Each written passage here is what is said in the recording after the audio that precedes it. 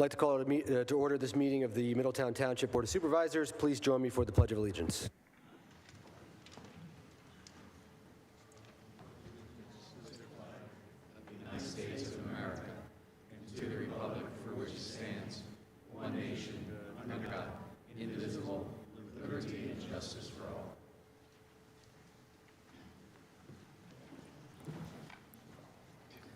Ms. Corporal, will you please call roll? Mr. Cusack? Here. Is Ms. Payne here? Ms. Payne? Here. Ms. Hannah? Here. Ms. Kane? Here. We also have Township Manager, Ms. Teely Cools, Township Solicitor, Mr. Esposito, and Township Engineer, Mr. Kessler, in attendance tonight. Thank you, Ms. Corporal. A few announcements and special items. The first is that the next Board of Supervisors meeting will be Tuesday, February 22nd, 2022 at 7 p.m. Next on the agenda, I have the honor of recognizing a community hero, and that is Corey Hemberger. Is Corey here? Hi, Corey. Today we are proud to recognize a local hero and avid hockey player, Corey Hemberger, a 16-year-old resident of Red Rose Gate.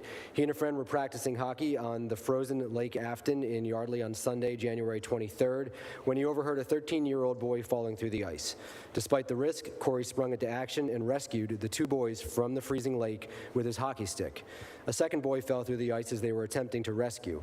His quick action resulted in both boys being rescued and not needing any medical attention. Without Corey's heroism, the outcome of this incident would certainly not have been the same. So on behalf of the Middletown Township Board of Supervisors, we would like to wish Corey well on his future endeavors. We want to thank him for his selfless actions that saved the lives of two others. Thank you, Corey. And if you come up.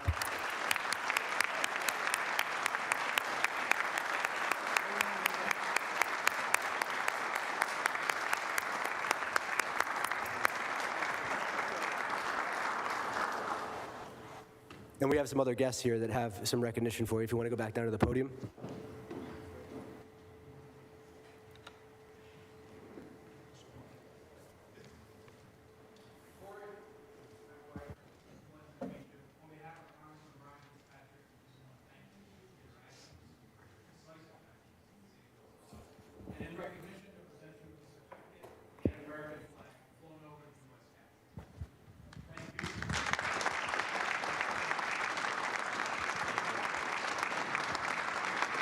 Not yet, Corey, not yet. Well, Corey, I had the opportunity to speak with you for a moment before the meeting started. I have to say, it takes a lot of courage and a lot of confidence to do what you did. So, Senator Tomlinson, sorry he couldn't be here this evening. He just wanted to congratulate you. He did have a citation prepared in the Senate chamber for you. So, on behalf of Senator Tomlinson, congratulations and thank you for everything that you did. And I know Senator Tomlinson's proud, and I know your parents are proud too, so thank you. You're good, buddy. No, not a problem. Hold on, Corey. Corey, I'm so proud of you. I've been you go to Shamany, my kids go to Shamany, and just knowing that there's kids out there like you that take the time and put yourself out there and the bravery. We're so proud of you. And this is a citation from the House of Representatives, Tina Davis, Representative Tina Davis, Representative Frank Ferry, and Representative John Galloway. Sorry they couldn't be here tonight, but they wanted me to present this for you. Thank you. You're welcome. Congratulations.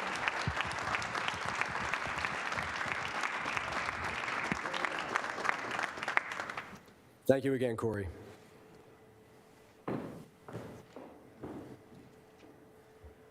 And we have another recognition tonight, John Ballen. John Ballen has lived in Middletown Township for most of his adult life. He began working for the Middletown Township Water and Sewer Department in 1985, where he would later be promoted to the role of foreman. When the township sold the Water and Sewer Department in the early 2000s, John became the crew leader for maintenance of township parks.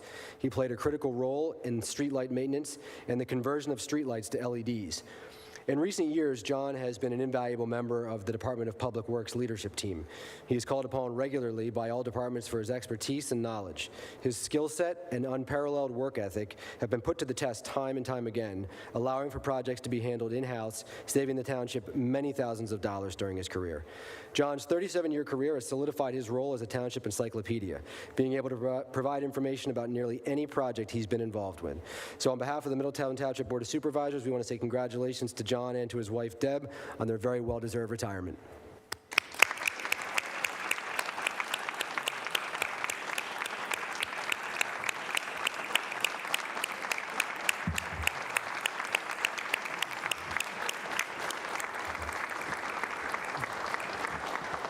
Mr. Gartenmeyer, would you like to say a few words? Yeah, you actually took everything I was going to say, basically.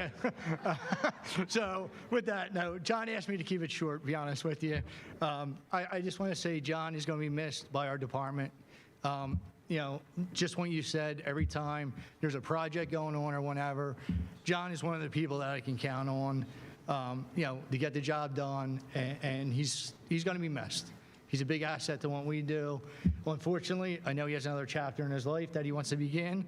So I wish him the best. You know, I was a little upset when he told me he was going to retire, but hey, you know, he deserves it. He spent a long time here. So John, wish you luck, and thank you for everything you did for me and helping me out. I appreciate it. Thank you. Thank you, Mr. Gartenmeyer.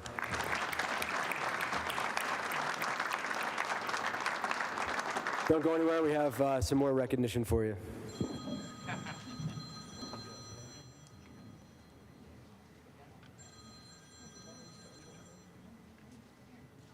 John, on behalf of the House of Representatives, I'd like to do this, and I would like to say happy retirement. Representative Tina Davis, Representative Frank Perry, and Representative happy retirement. Congratulations on your 37 years. 37 years, congratulations. Senator Tomlinson's already going to be here this evening. He is in Harrisburg. We've got a citation prepared in the Senate chamber for you. So best of luck in all your future endeavors, and congratulations once again. Okay, here.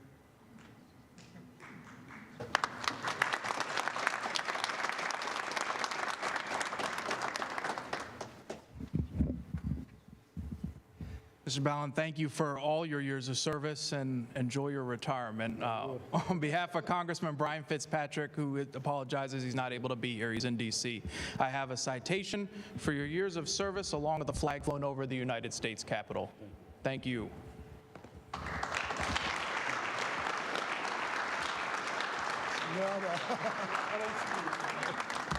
Thank you. Thank you again, John, and good luck.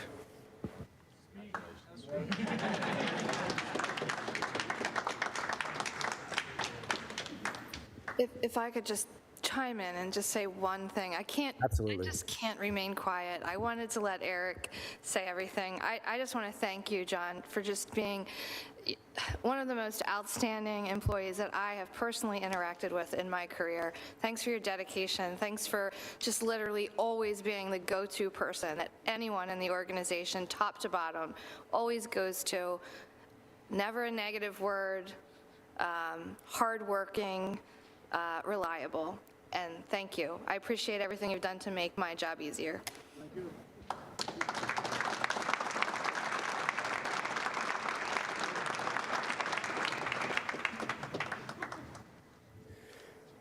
Okay, next on the agenda is public comment on non-agenda items. This is public comment on non-agenda items only.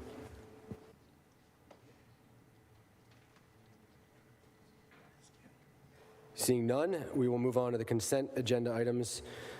Item A, consideration of authorizing payment of the February 7th, 2022 bill list in the amount of $1,037,079.04.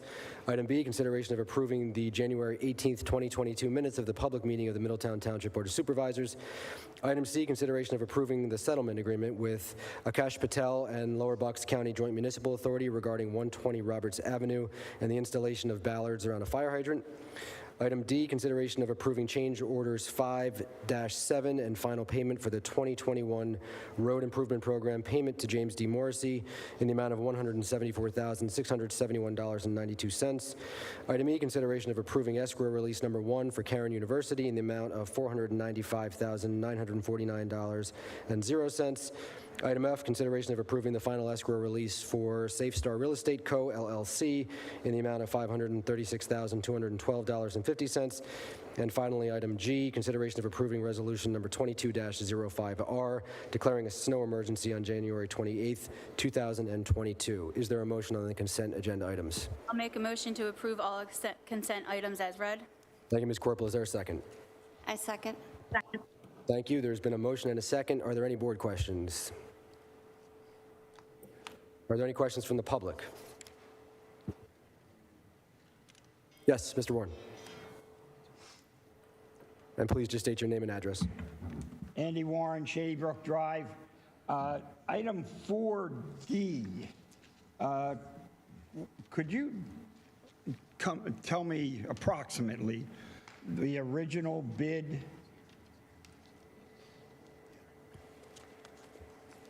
We'll try to get it for you. Hold on. For the road program, I do have that. Yeah, no, just for the full road program, yes. The original contract amount that was awarded was $1,586,716. We had the ability to add some locations due to the fact that it was under the budgeted amount that year. So it wound up adding the Cyrus parking lot, a walking path, ADA accessibility for the pedestrian bridges, and then at the end of the contract, these change orders 5 through 7 bring the balance back down to the actual quantities for the roads completed. So it went up to about 1.7. This final one brings it down. Let me just make sure I have it right for the last one here. The final contract value is $1,638,370.02. Thank you. So we're, what, $100,000 over the bid? The original amount, yes, but Yeah. still under the actual budgeted amount that we had when we sent it out to bid. Okay, thank you, and I appreciate the numbers. We paid them in July, September, October, and now this one, as far as I can. Correct, and this is the final one. Yeah, Yes. okay. Thank you very much. welcome. Appreciate it. Any other questions from the public on the consent agenda items? Seeing none, there's been a motion and a second. All those in favor say aye. Aye. Aye. Opposed? Passes 5-0. Next on the agenda, consideration of preliminary and final land development, Maple Point Elementary School, 2250 Langhorne Yardley Road, Langhorne, Pennsylvania, TMP 22-031022, RA2 zoning district. Yes, sir. Good evening, Mr. Chairman, members of the board, township professionals and staff, Ms. Teoli Cools as well. My name is John Torrente. I am the solicitor for the Shamany School District. I am here tonight for a project the school district is Can I pursuing. just ask you to move the microphone closer to your mouth? Yeah, that's better. It's hard to hear. Hear me better now? Okay, I apologize for that. My name is John Torrente. I represent the Shamany School District with respect to this land development application. As I mentioned, we're here tonight for the Shamany School District for the proposed elementary school, new elementary school, located at the Maple Point campus, located at 2250 Langhorne Yardley Road, tax map parcel 22-31-31-2, which, as you know, is, as you can see from the map here, is adjacent to Core Creek Park, near the intersection of Langhorne Yardley Road and Woodburn Road. The property is approximately 88 acres, and currently includes, as I said, the Maple Point Middle School. The new elementary school, which will be, if you look at the Woodburn Road entrance to the property, will be set, if you're heading towards the Newtown bypass, off to the right, okay, just behind the existing track and almost adjacent to the existing Maple Point Middle School. The applicant, the district does not require any variance relief for this project, including parking or impervious surface, to construct the proposed elementary school. There are approximately 6 waivers, I believe, that the district is requesting with respect to the project. Gilmore and Associates is the engineer on this project. They can go into detail more about with respect to those. Excuse me. There is one additional variance probably that is not identified that I'm requesting tonight if the board is of a mind to grant the plan approval. It's with respect to section 440-606 of the SAUDO relative to financial security. That provision does require posting of a letter of credit or a cash escrow with respect to land development projects. Just by way of background, the district is securing, or will be securing, a approximate $35 million bond to construct the school, and in that is an earmark requirement that those funds be, dedicated towards the public improvements associated with the project. So we're asking a waiver from that provision of the SAUDO. So, and I did send some language to the board solicitor to be embedded within the development agreement if the plan approval is provided. So the township could feel secured, obviously, with what we're requesting in regard to that 7th variance. Okay.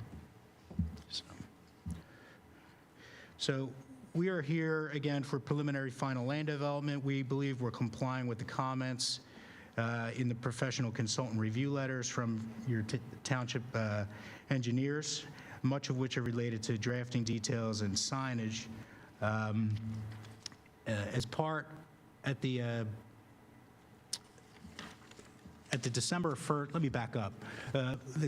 We were in front of the Planning Commission back in September with this project on a sketch plan, and then on December 1st of last year with these plans that you see before you this evening. And a lot of the feedback that we did receive was with respect to, I guess, some cut-through traffic in the neighborhood to the north of the site, back behind the existing Maple Point Middle School, and some drop-off issues, I guess, across from Langhorne Yardley Road. I guess it's Briggs Avenue, which is abuts Langhorne Yardley Road right there. So those issues, in our presentation tonight, we'll address those concerns. The other issue was some traffic issues existing, and we'll also deal with those as part of our presentation. And then sustainable features. The township does have the Middletown Climate Action Plan that was adopted. At the Planning Commission meeting, they expressed interest in, how did the school district address some of those concerns in that action plan. And I think, or I'm sure that Spiesel Architecture did prepare an outline and submitted that to the board, outlining how this building and how this development will, touch on a lot of those aspects in the Middletown Action Plan. So the speakers tonight, Board Superintendent is here and will be speaking. There are several board members present tonight if needed. President John Allen and Board Member Steve Piratano. Business Administrator is here if needed to answer any questions that the board or professionals and staff may have. And the Assistant Superintendent, Jay Bowman, is here as well. But again, as far as the presentation, it'll be Dr. Mckee to talk about the traffic, okay, and the overall need for the project. Okay, and then Scott Downey from Spiesel Architecture, who will present the building itself. And then Gilmore and Associates has 2 representatives here tonight, Stacy Jensen and Ron Moncrist, who are the engineers on the project. So that'll be the presentation that we have for you this evening. So are there any questions for me before I turn it over to Dr. Mckee? Unless somebody else has questions, I'm inclined to let you go forward with the presentation. Okay, all right, thank you. Dr. Mckee? Thank you, Mr. Tarente. Again, I'm Rob Mckee, Superintendent of the Shamany School District. Here to present kind of a historical context of why we're doing what we're doing. So for over a decade, the district has been consolidating. There wasn't that long ago where we had 10 elementary schools and 4 middle schools and a high school. Presently, we have 6 elementary schools, 3 middle schools, and a high school. And going through that process, the present board and past boards have strategically looked at each building, its age, its needs to be renovated, and the 3 regions of the district, Lower South, Langhorne in the middle, and then Levittown, and closed buildings that were less likely to be successful in the long term as far as being renovated. So in the most recent pass through the district, we were in Lower South, and the decision was made that instead of renovating Lower South Elementary School, we would close it, and we're able to give it, lease it out to the Bucks County Intermediate Unit, and instead we built Tawanka Elementary School. That's been open for 5, it might be 6 years now. The next phase is to move to Langhorne, where we actually don't have an elementary school unless you consider Hoover on Trenton Road. It does have a Langhorne mailing address. So in doing that, we've looked at Buck Elementary School. It opened in 1968. I attended kindergarten there in 1970. And to bring that building up to speed as far as HVAC, security, technology, our engineers estimate between $12 and $13 million. On top of that is bringing that school up to speed as far as educational pieces and additional space that we need in that area of the district, and another additional $12 to $13 million. So to bring Pearl S. Buck Elementary School in Twin Oaks up to speed, we're somewhere around $25, $26 million. The board has decided that instead of doing that, one of the biggest issues is, in addition to the cost of renovating what is a 50-year-old building, if not more, is we'd be renovating it around students for 3 years. So the students would go to school there while we're renovating. And if you're familiar with Buck, it's 2 circles on top of 2 circles, and we'd be adding a rectangle to that.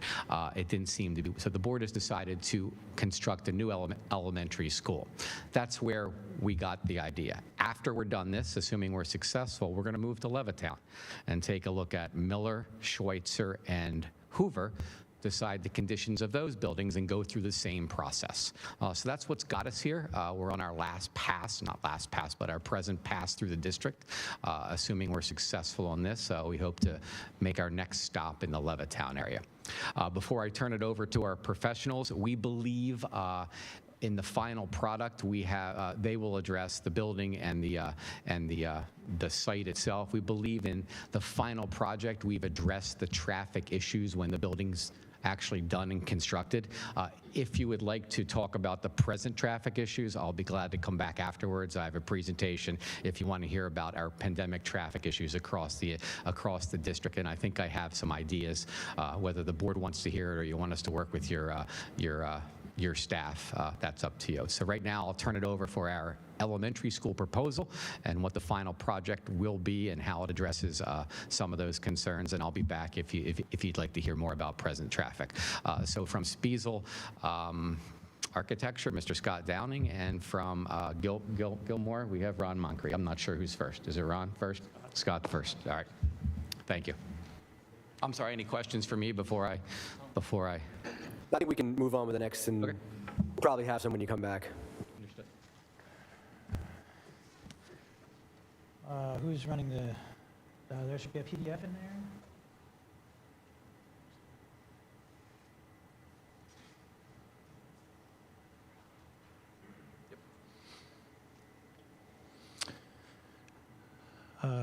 Is this the right one? Yes. Okay. Good evening. Scott Downey. I'm an architect with the Spiesel Group. We're the architects working with the school district on this project. So just to take you through the design and what is proposed. Actually, if you don't mind, yeah, thank you very much. So what you see on the screen, you see the right-hand building is the existing Maple Point Middle School. To the left of that is the proposed elementary school. It is a 2-story building, approximately 119,000 square feet. The building is, the design is to a degree based on the Tawanka Elementary School that was built a couple of years ago in the district and has been used very successfully. One of the first things we did was meet with the district, learn the lessons from that project, and make adaptations as we move forward. So the school is designed on the same site as the Maple Point Middle School, so it is an efficient use of resources in that regard. The two buildings are nearby each other for two reasons. One, to allow the best use of the site. So we're working within a fairly level part of the site, focused on reducing costs, reducing development impact on the site, and also with the two buildings relatively close to each other, there is the potential for sharing of resources down the road from the district, so teaching and other activities between the two buildings. So to orient you a little bit, to the bottom of the plan is where the main entrance to the new building would be, and that parking lot to the bottom would serve for visitor drop-off along the drive along the front of the building, and visitor and faculty parking. And then to the upper part of the plan, you'll see the bus drive loops around what I'll call the back of the school, for lack of a better term. And the bus drive entrance would be from the top of the plan. So we physically have separated, as we always do, the parents and the driving of cars in and out from the buses for maximum safety. Can you pull up the next page there?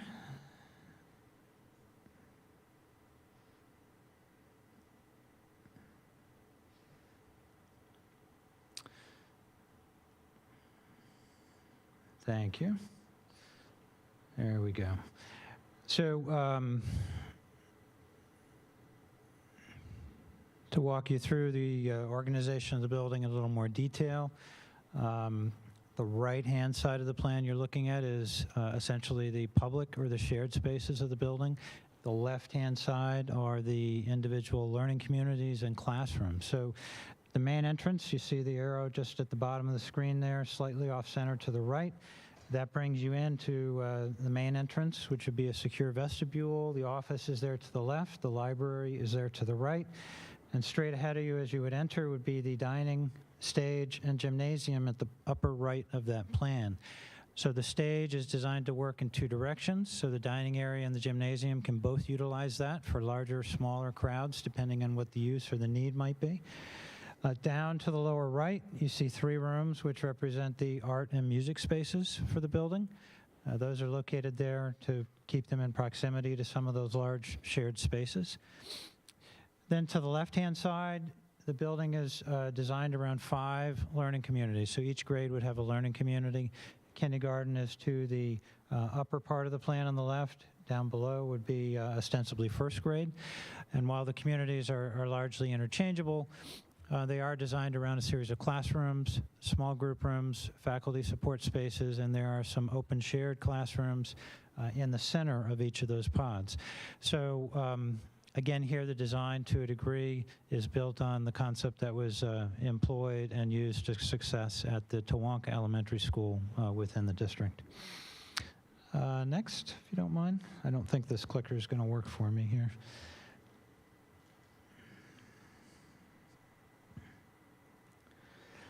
So the second floor of the building is the additional 3 learning communities. So you have the 2 on the left and the 1 on the right. And again, each of these is organized in a similar fashion, mixture of classrooms, faculty support spaces, and shared spaces to allow education for that grade and also specialized instruction. And then if I could, one more. So on the screen, you see the 4 exterior elevations for the building, north, south, east, and west. So the building exterior, given that the building is located on the Maple Point site and will be sitting next to the Maple Point School, we've tried to create a connection between the two buildings and the design. So the materials that are utilized, the colors that will be employed, are dovetailed with the colors and the shapes of windows and things that are in place at the Maple Point School now, so that the two schools will look like they belong together on the site when this elementary school is built. So at the top of the plan, we'll start. That elevation at the top is the bus drive entrance. So the bus drive is in the center where you see the blue arrow. To the right, you see a 2-story learning community. To the left, you see support spaces, kitchen, gymnasium, and so forth. Students would enter off the buses. There's a courtyard there that they would come in, and then they can enter and stage in and out of the school through the dining space. So when inclement weather, there's a place for the kids to stage while they're waiting for the buses. The next elevation down in the middle one is the east elevation. This is the elevation that would actually face the Maple Point Middle School. So this is the entrance, the main entrance to the school is on the left-hand side of that elevation. To the right is the gymnasium and service spaces that you see in the upper elevation. The third elevation down from the top shows the main entrance, so the green arrow pointing to the main entrance to the school. The drive that would run along the length of this elevation is there for drop-off of students and other arrivals and departures, beginning and ending of the day. To the right-hand side, you have the art and music spaces. In the center, you have the office, library, main entrance, and the learning community above. And then to the left, you have the other learning communities that are part of the school. And the elevation to the bottom is the west elevation. This one actually faces toward the fields and the woods on the site and away from the Maple Point Middle School. So this area, in this elevation, you just see the learning communities on both floors. So the building is designed with a number of sustainable features in mind. So while the district decided not to pursue actual certification of the project, there are a variety of features that are incorporated into the design, and that includes daylighting throughout the building. So all spaces either have windows to the exterior, or in some cases, because we do have some central shared spaces, those will have interior shared light that will bring natural light from the outside through into the center of the building. So I think you were in possession, the board is in possession of a letter provided that outlined kind of in general some of the sustainable features. The approach to the design does share some goals with the Climate Action Plan, specifically an attention to public health. So the building is designed to enhance indoor air quality through enhanced ventilation, high levels of filtration, and highly efficient systems. Also, use of low and no VOC materials within the building itself. The design is also focused on saving money and reducing cost, and this is through a number of avenues. As I mentioned, we're using an existing site, so we're developing an already developed site. We're not tearing down a wooded area, we're not expanding development through an area that wasn't previously developed, but capitalizing on already developed property, which not only reduces the impact, but also reduces the cost to the district, because they're not purchasing property or developing a virgin property to implement the project. Within the building, this includes use of materials that considered both first cost, how much is it going to cost to actually build this building, and long-term cost, how much is it going to cost the district to be able to maintain it successfully.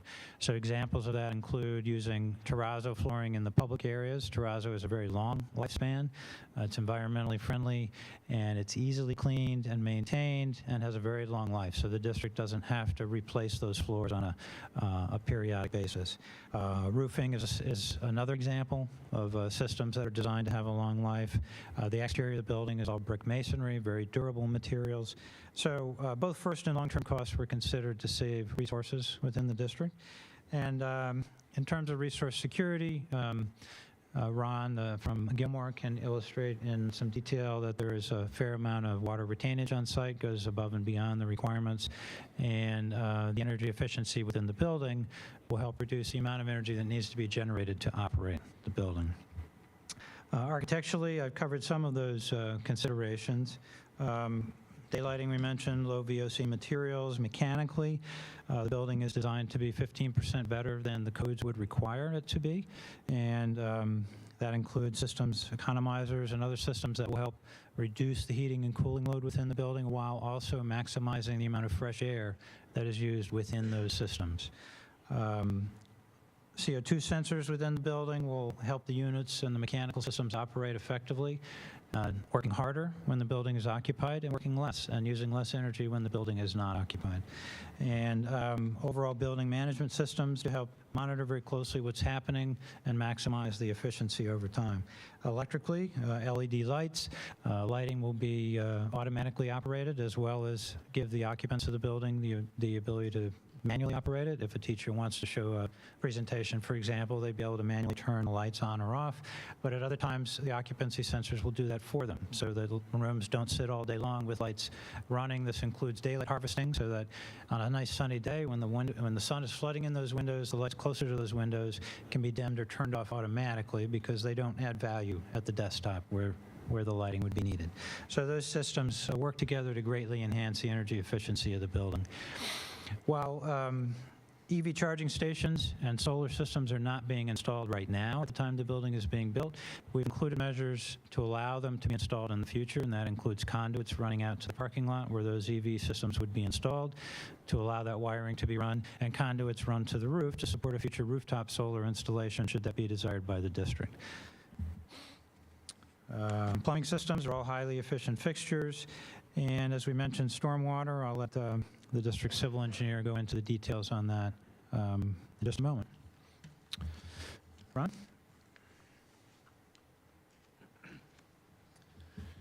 Thank you, Scott. Good evening, I'm Ron Moncrief with Gilmore & Associates. I'm the site civil for the project. As John and Dr. Mckee had previously mentioned, our involvement began last summer with the sketch plan and had continued through the fall when we submitted the preliminary land development plan to your plan commission. If you can go to the next slide, please. The overall site plan itself has not changed significantly since the sketch plan evolution. This is an overall view. This is basically the same image you saw initially with the color rendering aerial photograph. If you can go to the next slide, please. Oh, just one more, sorry.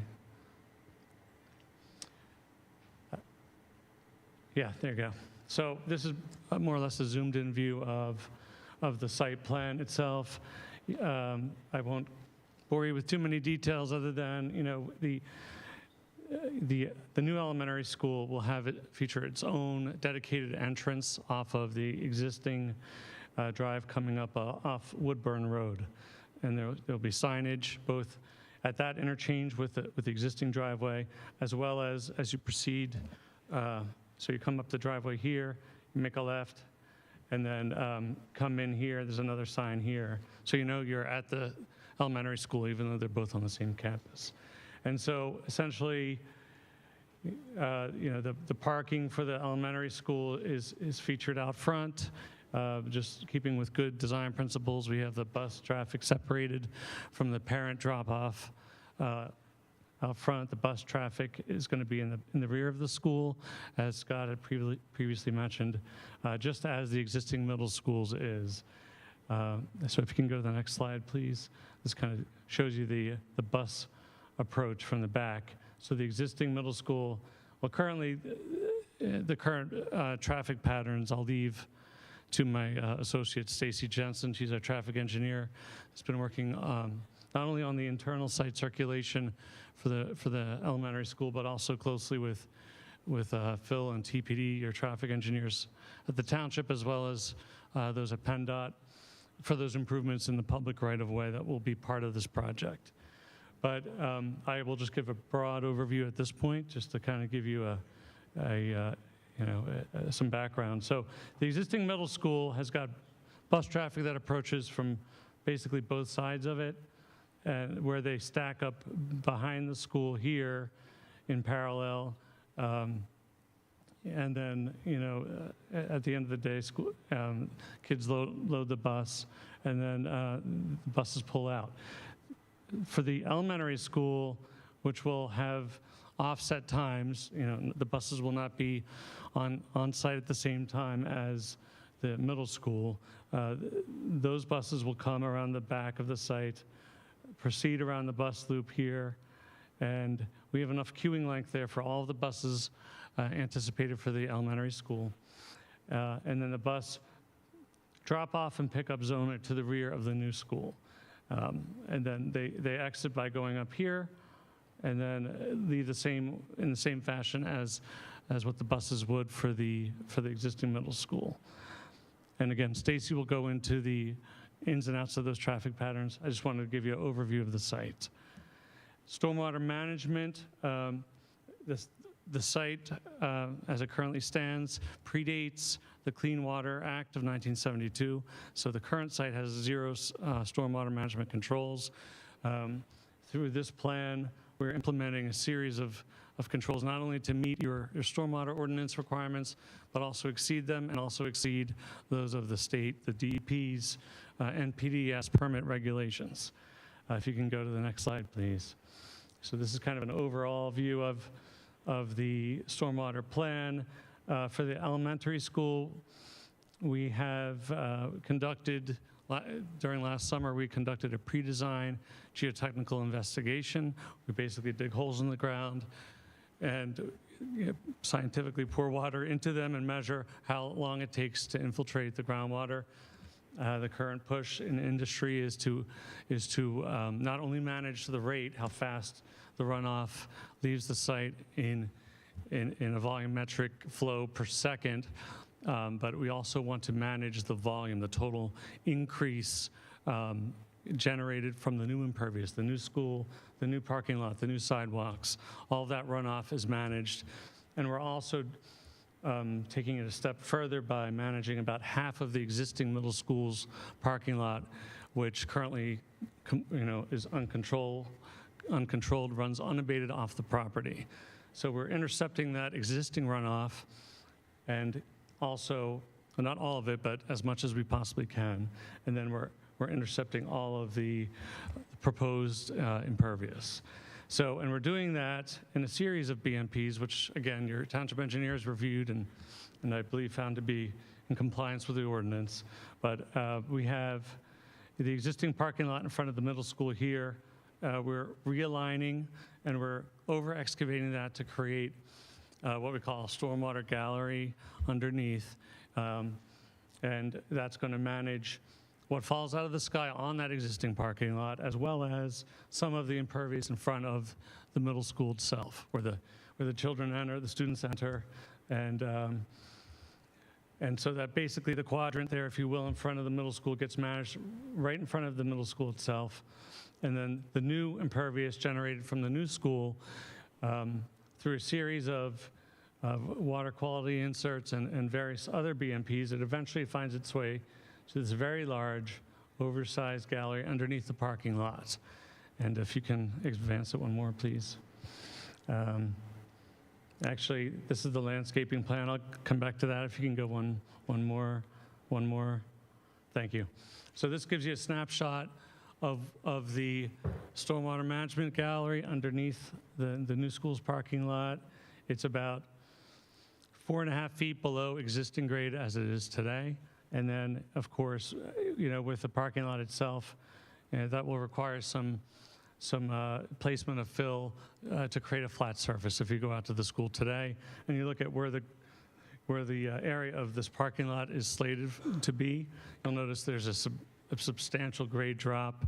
That's because when they built the elementary school, they put that parking lot there, and then the fill they used for that fans out. So what we have to do is, by extension of that parking lot, essentially, we need to add some fill. So bottom line is, this is below grade for the most part. There's some fill above it, but this is all designed to infiltrate the increase in the volume generated as compliant with your ordinance, as well as the MPDS permit guidelines mandated by the state.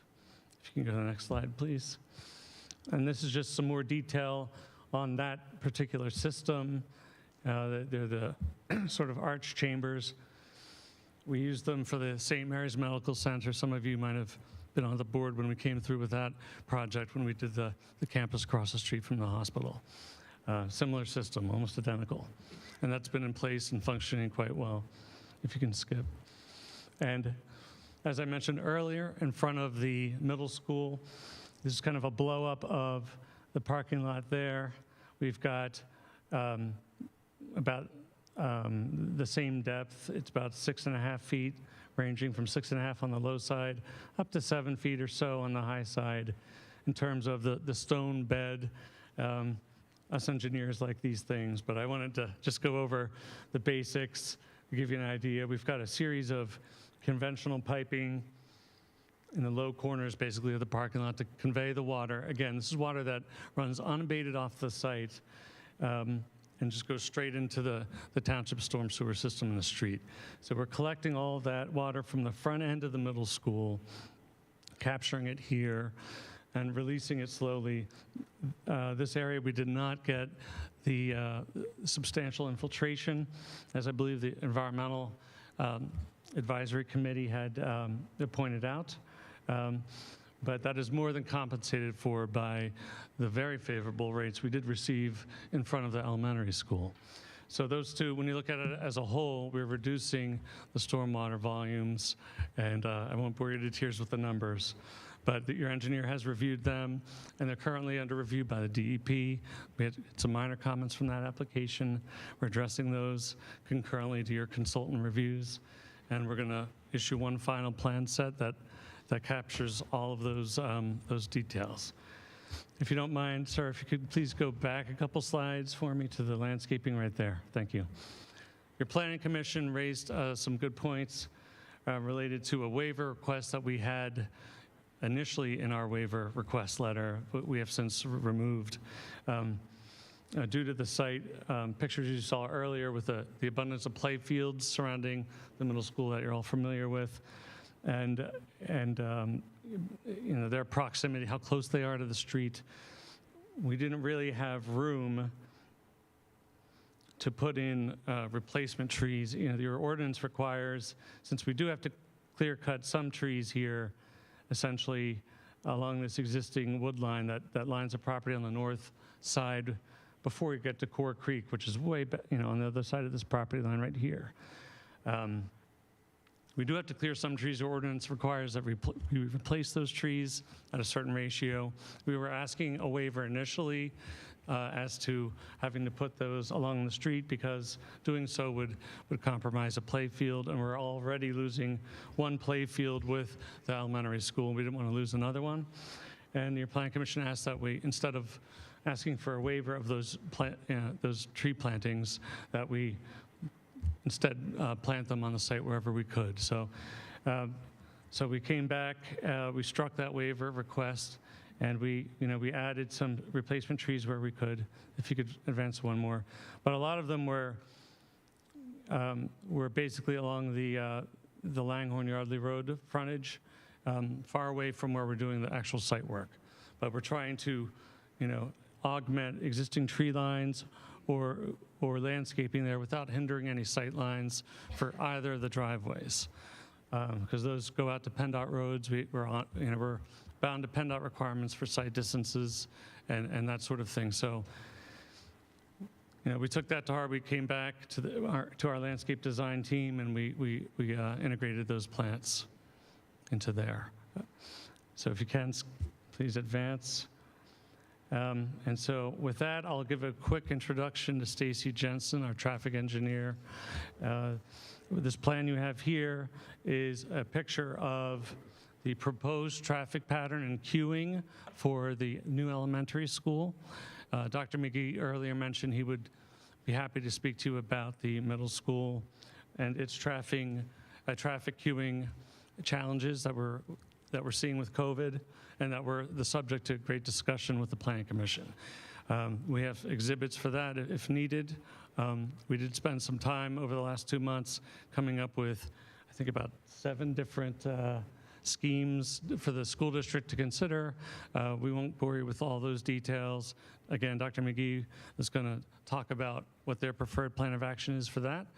But I will now turn it over to Stacy Jensen to give a brief introduction on the traffic internal to the site, as well as the Penndot required improvements.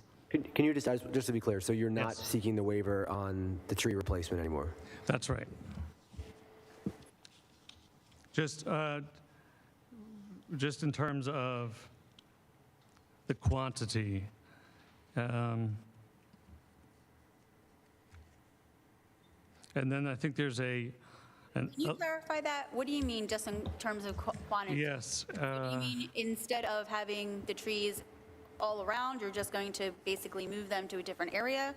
I'm a little confused about that. Yeah, we have the required number of trees. I'm sorry about that. We have the required number of trees. We just can't put them all in the street necessarily. So it's a partial waiver to request that permission to plant them elsewhere, as I just showed you. It's a location waiver. It's a location, a partial waiver, yes. Sorry about that. So for a quick introduction for the elementary school project and the internal traffic circulation, if I may. So the blue line you see here, it looks like a line. When you zoom out, you lose sight of what we're showing here. It's a car. It's actually a large size SUV. And, we have the main drop-off zone in front of the elementary school. And then we have an auxiliary queue line here, which the combined parking count is 47 total vehicles, which by far exceeds the Tawanka Elementary School referenced earlier. We do have a sort of, a bypass lane, so it's not going to be a huge bottleneck like you might see at other schools where you have slugs of cars that's waiting for, for instance, I believe one of the other schools in the district has, maybe 2 queues worth of traffic, of parent traffic stacked up that can't move until everybody is in the car. Well, with this arrangement, you can have a much more free-flowing yet safe parent drop-off and pickup for the elementary school. And then the yellow is the buses in the back that I mentioned earlier. I think that's a quantity of 17 buses anticipated for the elementary school. And so with that, I'll hand it over to Stacy Jensen to talk about some of the finer details on traffic, okay? Good evening, I'm Stacy Jensen. I'm the traffic consultant for the project. I'm with Gilmore & Associates. I think Ron pretty much explained the on-site circulation for the elementary school. We can go back to that. Yeah, the next slide. So to understand what the impact of the elementary school would be on the existing roadway, we did a traffic impact assessment. And just to reiterate again, this elementary school is going to be on the same campus as the middle school, and it's going to be having access through the existing middle school driveway. So no new driveways are being installed to the roads for the school. And the study was done, we can talk details later if you have questions, but it was consistent with Penndot's criteria for a traffic study, as well as what's listed in Middletown Township's Code of Ordinances. So based on our study and the conclusions, we're finding that the following improvements will be needed. The next slide. That one. So we're going to install a traffic signal, and this is here at Woodburn Road and the school driveway. And this includes some minor widening on Woodburn Road to account for the left turn lanes, both into the school and into the Core Creek Park entrance. And that includes keeping the right turn lane also for the school access. Additionally, we would install the flashing school signals on Woodburn Road, which would be turned on during both schools' arrival and dismissal times. And currently, there's not one for the middle school on Woodburn Road. Here, the next slide, yes. And then on Langhorne-Yardley Road, we would install a left turn lane for the entrance into the school. And this would eliminate that larger shoulder that's on the school side, so there would be minor widening on Langhorne-Yardley, if any at all. And additionally, we would install a rapid flashing beacon signal at Briggs Road for the existing crosswalk that's there now. And so all of these improvements were previously discussed with the township staff and their consultants. And we do have their review letter from 11/22/21. And all the comments that are remaining on that letter are will comply comments. And we don't feel that completing any of those comments are going to change the conclusions that we've already arrived at. It's just comments for more information to be provided in the study. And additionally, these improvements are going to be coordinated with Penndot as both Langhorne Yardley and Woodburn Road are state roads, and the traffic signal at Langhorne Yardley and Woodburn Road is currently being assessed for another project by Penndot. So we'll work with that Penndot team to make sure our improvements align with the state's work as well. Do you have any questions on that? So just to quickly review, traffic light at Woodburn and the entrance to the school with Core Creek Park entrance on the other side of the street. Left-hand turn lanes added in both directions. Yes. Woodburn becomes a school zone. Yes. And then on Langhorne Yardley, you're adding a left-hand turn lane heading, I guess it would be, what is that, east on Langhorne Yardley Road? Yes, eastbound. And then is there going to be a right-hand turn lane in the other direction? No, there is not. We did check that in the study and found that one isn't needed. Okay. Majority of the traffic arrives from the traffic signal direction, so from the west heading east into the school. Okay.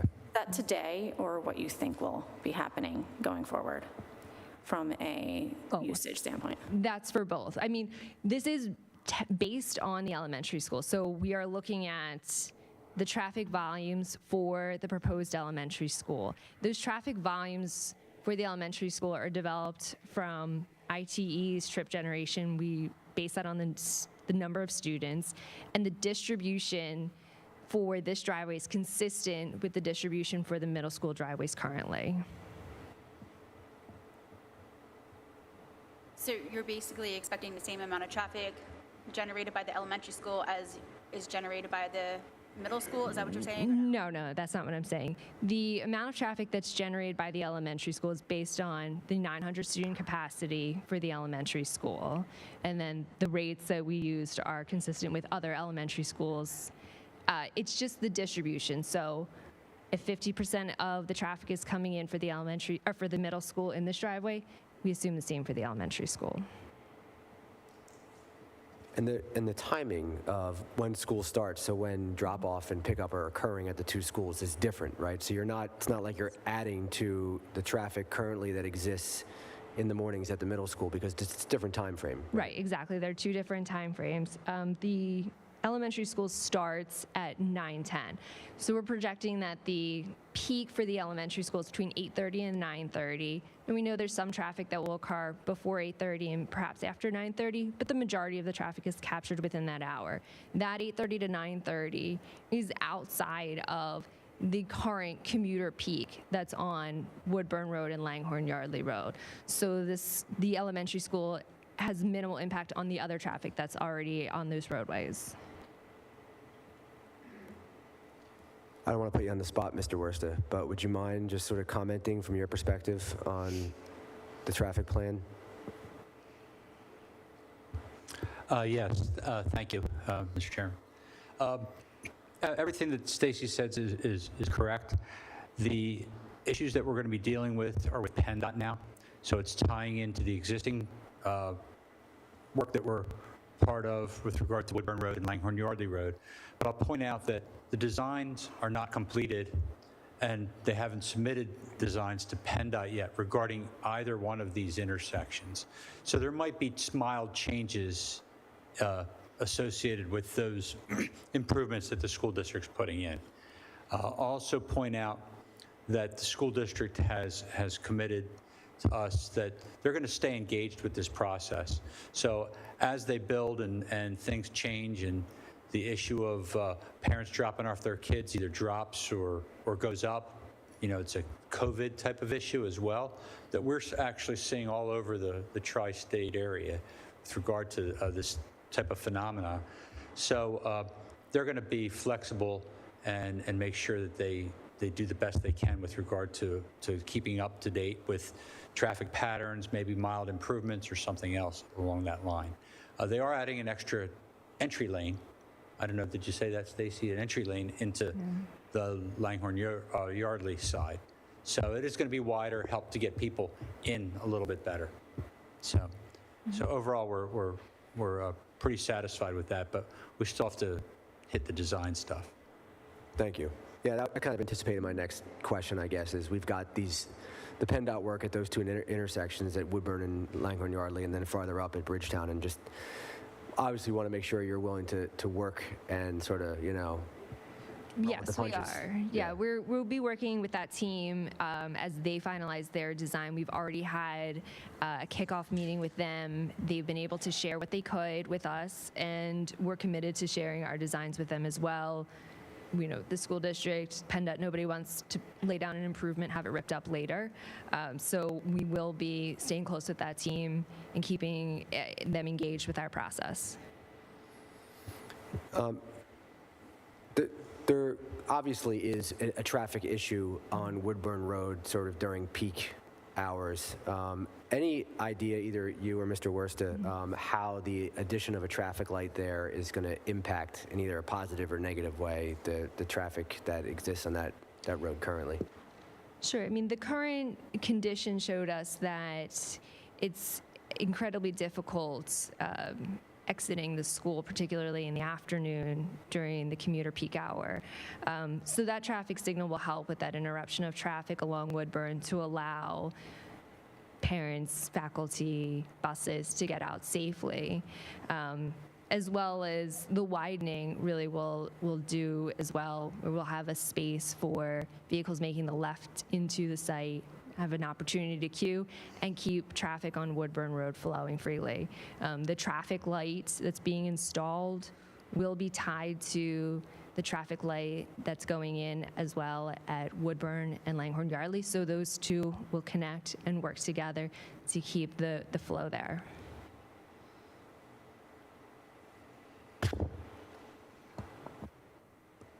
Any other board members have questions? Sure. Sorry. Could you go back a little bit? Sometimes with the drop-off times for the two different schools, could you tell me about the timing for the pickup for middle school and the elementary school, and how they're not going to cross the queuing system for that? Sure, I can get you the exact times. This is, and Dr. Mckee, I'm not sure these may have changed recently, but yes, I have them. Mr. McGee, feel free to jump in if you want to. The elementary school, are you asking about both times, drop-off and? Yeah, because I know that elementary school students, sometimes their parents come kind of early to pick them up, and I'm just wondering if there's going to be a plan in place to limit or, I guess, make sure that parents don't come too early and the traffic doesn't get jammed up during that time. You know what I'm talking about? Yes, I do. So right now, the middle school is dismissed at 2:55. Is that still right? So it's dismissed at 2:55, and I was able to observe the middle school dismissal time, buses depart by 3:05 is what I observed, and I think that's pretty consistent with what the school district has shared with us as well. After 3:05, there's really not too many parents left at the middle school that are departing. It did clear very quickly, and the elementary school would be dismissing at 3:35. So yes, I do see what you're saying. There would be some parents perhaps arriving, but again, the bulk majority of parents will be coming after the middle school has almost completely cleared out. I mean, with the exception of activities that would be going on. And I don't know if this was your area or Mr. McGee's, but one of the topics concerned, I guess, cut-through traffic in the neighborhood. I don't know if you're going to address that yet. Yeah, Dr. McGee will talk about that. Are you finished? Unless you have any more questions. Does anybody else have questions? Thank you. Thank you. Thank you. Nick, could you switch to the PowerPoint, please? Thank you all. To pick up your question, our middle school arrives, it starts at 8, 5 of 8. So 7:30 to 8:15 is the traffic. The elementary school begins arriving about 8:40, begins at 10 or 9:10. So we don't see a big overlap there. So there's about an hour difference in the morning. There's a half-hour difference at the end of the day. Middle school gets out just before 3. Elementary school gets just after 3:30. Parents arriving early, yes. Outside my office for the 2:50 dismissal, there are parents at 2 o'clock, sometimes earlier. If we stop them from coming on campus, we back up the traffic on the road, so we allow them on campus. The big picture of the new elementary school, with adding that parking lot and those traffic lanes, we have brought the traffic onto our campus for the elementary school. Our middle school is about 1,300 students. This elementary school will open roughly 8, probably under 800 students. So we believe the elementary school, with the new roadways within the parking lot around campus, will house that particular group of parents. In addition, we have the middle school roadways, traffic ways to use as well, and that works vice versa. When the middle school drops off, we now have the entire elementary school parking lot and roadways to queue them up, and it reverses the other way. We don't have the parking lot, but at least we have the roadways. Once we have the building built and children on campus, we'll have a better way to work that pattern out. So that's the big picture of the elementary school. We're about an hour off in the morning, a half hour off in the afternoon, and we believe the design will at least bring the queue lines, whether they exist after the pandemic or not, at least onto campus. So I'll stop there before I get into the present state of affairs, if you want to spend some time on that. So I'll I have a quick question. I'm Sure. sorry. What time do after-school activities end for the elementary school children? After-school activities at elementary school, I don't know there's an official time or official after-school. I was just wondering if they all come at the same time Yeah. around traffic hour. As far as the after-school activities, there aren't there aren't many after-school activities because there's no after-school busing. It would be more escapes me, the kids club activities where parents sign up with an outside organization to keep their kids at school until they can come pick them up later. And that exists at a handful of our schools now. So the elementary schools don't have that program like our secondary schools have. So it won't be adding to any difference to the After dismissal, assuming busing runs well and there isn't weather, usually our elementary schools are clear by 4 o'clock, other than staff who happens to stay late to work longer. Thank you. Sure. All right, so would you like to talk about the now? Okay, so that's Maple Point Middle School. Let's see if I can get a pointer to work here. Langhorne Yardley Road, Woodburn Road. So presently our buses come in off of Woodburn Road and they queue up in the back of the building and we dismiss them to Langhorne Yardley Road. All right, and pre-pandemic, our parents came in off of Langhorne Yardley Road, queued up and spun around and went off Langhorne Yardley Road. Last November, we brought our elementary school kids back full-time, and parents chose not to put them on the buses. Okay, so in doing that, we had to redo traffic all over town. So Schweitzer Elementary School, Miller Elementary School, and Hoover Elementary School, we converted their playgrounds into parent drop-off and pickup areas. At Furtabar and Lower South, we put the buses on the playground and the parents out front. So Tawanka, our newest building, we were short on roadways, and we actually block up Brownsville Road pretty good. So that's our elementary schools. Somewhere in March or April last year, we brought back our secondary schools. Those of you familiar with Shamany High School, we back up West Lincoln Highway every day, and we weren't able to fix that. At Sandburg, there's a huge parking lot there. It's like they forgot to build a football stadium or something, so there's plenty of traffic there, or plenty of room there, and Pequesting's got great lines, and they can do it. That brings us back to Maple Point.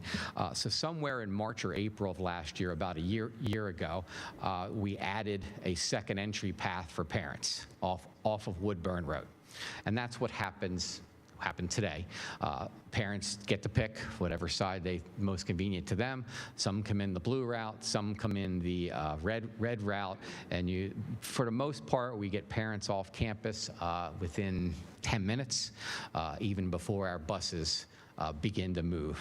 So there's been concerns that we heard about at the Planning Commission. The first concern was the development behind Maple Point, Lakeview Estates, of parent traffic in there.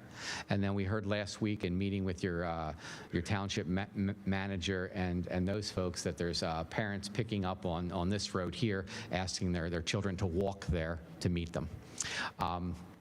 So as far as addressing those particular issues in the now, we have a great communication system. I can email parents, I can ring their phones, and I can text message them. If we can continue working with the township manager and people as to what you'd like me to tell that group of people, whether it's discouraged or unlawful, whatever we decide to tell them, I'll be happy to put my name to it and communicate as to what we'd like parents to do. We all know that traffic, like water, will find its own route. Those are two issues. The first one we heard at the Planning Commission, why parents are cutting through there. That's a long route around, but there must be a way around.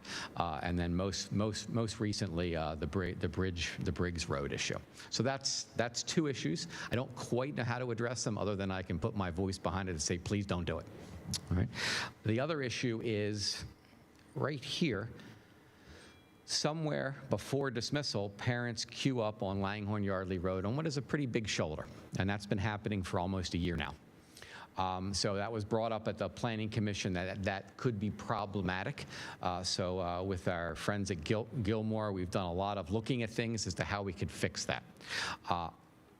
My worry is that fixing that, we actually create another problem somewhere else. So I don't want to fix something and make it worse somewhere else. So we're still looking at it. This is give you some ideas, some of the things we explored. Early on, after that Planning Commission meeting, we looked about expanding that driveway before the construction. So we asked them to mock it up recently, adding an extra lane, or possibly we could come 3 in, but we don't believe that will encompass all the traffic. And what I've learned over the last couple of months is for us to do this intersection here, there's a lot more work with you and Penndot to make that happen anyway, and to be able to pull that off by the summer, it doesn't seem feasible. So that one quickly ended.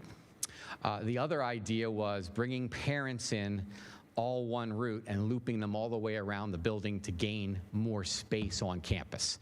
The problem being, if you notice, the yellow lines and the blue lines are going in opposite directions. They're big buses, and the other ones are parents, which probably isn't the best idea. And I wouldn't call them roads they're on. They are probably single-lane, unmarked areas. And worse, this is buses, parents, and students all mingling around. So that's not a best practice. So that one isn't very favorable for the district. In addition, we really don't have staff for 10 minutes during the day to police that. If we take them out of the building watching something else, when we bring them outside to watch traffic. Another idea was to eliminate the Langhorne Yardley Road entrance to parent traffic and just use it for buses. So in this case, the buses would come around, and to line the buses up, they slant that way so they can leave. That gives the bus driver looking forward and their bus door on the right facing kids. To make that happen, they have to perform some type of crazy turn there and get back into that slot. That's just one of the problems with this idea. And then contingent upon that is take this, what would have been a delay here, and push it all the way to the intersection of Langhorne, Yardley, and Woodburn, make everybody make the right, and then bring them around and in, looping them around the parking lot. That definitely gives us some more lineage. I'm not sure if it's enough. Last time I sat in this traffic, by timing my trip poorly, I sat right about there behind the red line. So if we take all the former blue line and put it there, I'm not sure if we're out on Woodburn Road or not. And then probably the worst part about it, I'm a math teacher, not a traffic person, but all these people are then going to make a left turn at that intersection, which I'm not sure I'm not sure which is worse, this lined up here or that traffic at that intersection before it's done. So those are the ideas we've had. Here's our most recent one. If we just blow it up to our existing plan, if this is a problem and a safety concern, we don't want it there. That's for hopefully us to decide. To solve that, our best idea at the moment is to move this blue line quicker. So as parents get there at 2 o'clock, 2:15, 2:30, we will shorten the school day for those parents willing and those kids want those, and we'll move this traffic line by moving kids out of the building quicker, which hopefully will begin to shorten that line. I know Stacy timed it. I've watched it. Less than 10 minutes is what this takes. In addition, we'd hope that if we want to do this, we could do it, and we'd need some help here. If we don't want people here, I don't have the ability to tell people not to line up there. Hopefully Middletown, black and white periodically could help us if that's the desire. So our best plan for the short term is just to move that blue line faster. That's our belief. Instead of redoing the traffic pattern, we can redo the traffic pattern. Give me to September so we can help better communicate that with parents. So in summary, we believe it's a pandemic issue. We've tried to solve it by adding a second lane of traffic. Whether the issue is significant to the point where if we fix it, it doesn't cause another issue somewhere else, that's not my department. If the township and its professionals believe we should fix this issue, we'll be happy to work on it with you. But right now, that's the best plan we have, is to move that blue line quicker by shortening our school day for certain students who are willing to get out early and move that parent traffic early. If we can get some black and white help on Langhorne Yardley Road periodically. So you're going to stagger basically dismissal? If it's so deemed that's appropriate. That's probably the least educational sound thing I've said in a while. We're going to shorten kids' education to fix traffic, but I just said it. I just said it. You're looking for us to tell you whether that's enough of a problem to make that kind of a decision.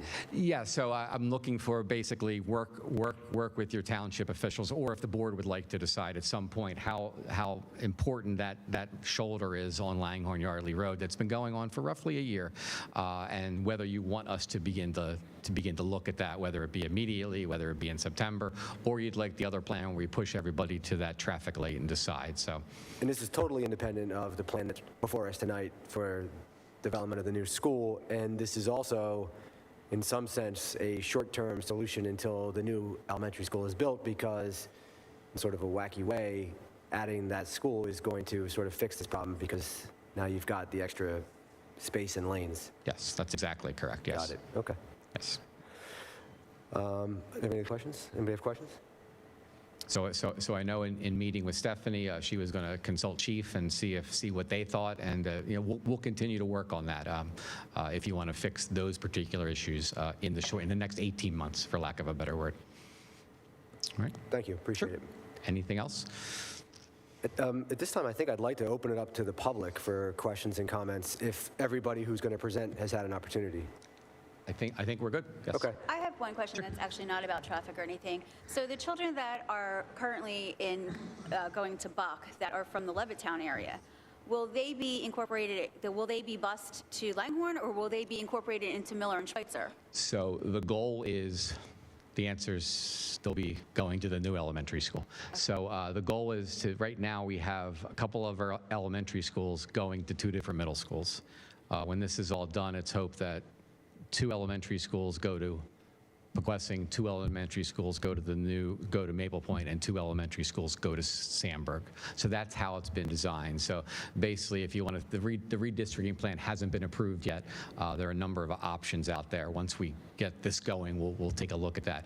Basically, whoever's at Buck will come to the new school. At least that's the favored program at the moment. And then some of the students at Tawanka will go to the new school, and then some of the kids at Fertibar will go to Tawanka, which gives us room at Pequessing. That's where we need room. So that's the big idea. Buck goes to the new school plus some friends from Tawanka. Does the district have a plan for Paul Buck once it's closed? The district does not have a plan at the moment. It would be one of those possible sites for if we choose a new school in Levittown. They also have the Everett site. You also have a whole bunch of real estate around Hoover, and we have a number of people looking at the Heckman site. The problem is it's been closed, and it's more difficult to open. If we were to entice them into the Buck site while it still hasn't closed, it's easier to move in. To be honest with you, we do not have a plan, and that would not close until the earliest would be September 2023. That's if we hit every mark. Otherwise, it would be September 2024. Real quick, before we go to the public, Mr. Esposito, on the security waiver, do you have information on that? Yes, so I did discuss this with the school district solicitor. This is a common request for school district properties. The purpose of the financial security is to guarantee that the public improvements will be built by the developer. In this situation, the school district is not going anywhere. So we will be able to get them to complete the project, as opposed to a developer contractor that might go bankrupt and not be able to finish a project within a subdivision, mostly. So we will be able to add language into our development agreement that still secures the township. Okay, thank you. I saw a gentleman with his hand up. Can you, oh, okay, Mr. Allen. I don't need to go here. But no, I just wanted to assure the community and the board, I think it's fair to say that we know what we don't want to do with the Pearl Buck property. There's no intention to sell it to developers. There's no intention to sell it for commercial real estate, stores, anything like that.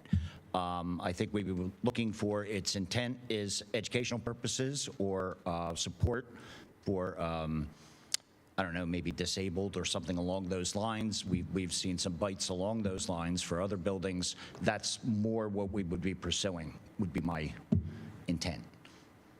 Thank you. Thank you, appreciate that. All right, do any members of the public have questions or comments? Yes, ma'am. If you could just come up to the microphone and state your name and address, please.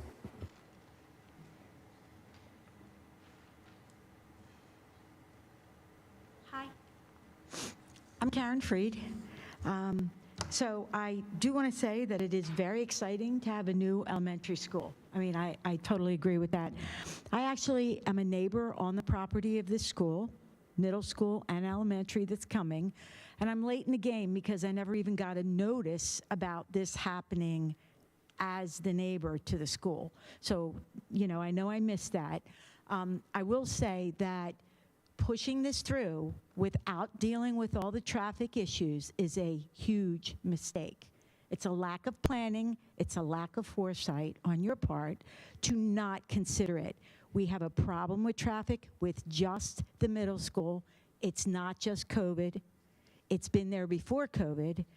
We've got Langhorne Yardley and Woodburn Road that are busier than they've ever been, to the point that Penndot has got to fix those lights because of the volume that goes up and down the county and across. So what we need to do is we need to think about what you are doing with the traffic. You are doubling the amount of cars you're lengthening the time, you're doubling the amount, okay, you're doubling the buses at least, if not more, based on the number of students. So I will say that I think you guys need to consider that, the amount of time for this. The Langhorne Yardley turning lane, the fact that it's the cars are sitting on that shoulder and we're not addressing that, it's going to create accidents. If you can get the police there, that's great, but I don't know that that's the best way to do it. I also agree with you, with the supervisor.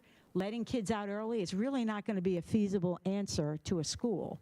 Parents there at 2, you're going to let the kid out at 2, they're going to miss the end of the day. So it's not great from an education standpoint. Address the traffic, address the lanes. One personal note, all the buses that come in the back, because that's close to where those people live in Lakeview Estates, we need to consider a berm, because the diesel smell, the sound, we're now increasing all that. So if we could just sort of block that on that hillside. I understand that you're trying to get a waiver for trees, but I'd actually like to see a little more put in, just to sort of buffer the sound or buffer the smell or buffer the volume. So we are the closest neighbors to the school, that development. So I'm just asking for a little consideration for those residents. I think the school is a great idea, and you're very far along. So, that's not going to change. But before you say go, because the reality is no one's going to go back and fix this once it goes forward. People forget, people get busy, it's a done deal. So I am asking you to consider that, the traffic and fixing this, because a lot of the questions that we had in November and December are still not answered by the school. They're the same. We'll do something if you tell us to. It came up then. It came up in the Planning Commission. So I would expect better planning, better results, better discussion with the community. And I thank you very much for your time. Thank you. Just please state your name and address. Thank you. Mr. Chairman, members of the board, thank you for hearing me tonight. My name is Tina Rieger, and I am a resident of Lakeview Estate. I want to echo Mrs. Freed's concerns. I think that once this project is approved, these traffic issues will never be addressed. We were here in December, we raised these issues, and the only thing I heard tonight about Lakeview Estate was, we recognize it's a problem, we'll deal with it. I didn't hear any concrete plans to address the issues. The traffic lines up on Pintail Road and sits there for kids to be picked up there. On any given event at the school, the traffic is parked in the parking lot and people walk from that neighborhood over to the school to avoid the traffic at the school. There's no way that I can see to avoid it unless you gate that community to avoid the traffic in that area. But I don't hear anything addressing those issues. I think the project is a great project. I think it's wonderful, but I also heard a lot of state-of-the-art equipment and plans for the new school that could very easily be incorporated into one of the existing schools, saving the taxpayers $16 million. That's a lot of money. I also want to make a note about what Mrs. Freed had also echoed. We were here in December. We realized we're late to the game. There was no notice provided to the residents about this project. When we were here in December, we were told that the information was provided on the Shamany School District website. Well, in the past 18 months, truthfully, we're all parents. We were homeschooling kids and trying to work full time and deal with COVID just like everybody else. And so, and I also think there's an issue here because if you don't have kids in the school district, or your kids are in private school, or you don't have kids, or like in Lakeview Estates, many people are retired, they would have no reason to look on the Neshaminy School District website about a proposed $40 million school project. So to the extent that there's a lot of people that don't know that this is happening, there just wasn't enough information presented to the residents who are going to be significantly impacted. Like Ms. Freed said, I think it's significant to say that the traffic time is now doubling in the mornings. So any parent who has to get out of Lakeview Estate between 7:30 and 9:30 is going to hit a massive traffic jam. And 10 minutes is not for those residents that are going through that every single day. And the other concern I have about the elementary school is the elementary school, from what I saw in the proposal, would be coming in from Woodburn Road. I see that traffic every day. My son goes to that school and I drop him off at least once a week. And he's a walker, so yes, I'm an additional car in that parking lot. But I've been watching, and I would say 90% of the students get dropped off through Langhorne Yardley Road. I cannot imagine that those students that are now going to the elementary school are going to go through that intersection, make the right to go in on that parking lot. They're going to, if Langhorne Yardley is more convenient, that's where they're going to go. They're not going to hit that intersection. They're going to avoid it. And I also didn't hear the timing with respect to when that traffic light is going to be fixed as it relates to when this school project is going to be done. So I raise those concerns just for the board's consideration as you look to approve or not approve this project and the timing of it, that these issues get addressed. Thank you. Thank you. 1 second, ma'am. Can anybody address the notice? Because it's now been raised by 2 different residents that notice wasn't given. Thank you, Board. My name is Stephen Peritano. I'm a 9-year school board member, former school board president, and I was here during the Planning Commission and that issue did come up. And I explained to the Planning Commission, it's just like any other duly advertised meeting of the school district.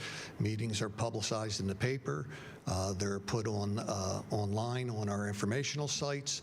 Just as this meeting is advertised, we do not send a letter to everybody's house every time we have a meeting. We would love to, but as we all know, that's just impractical. We've had at least 6.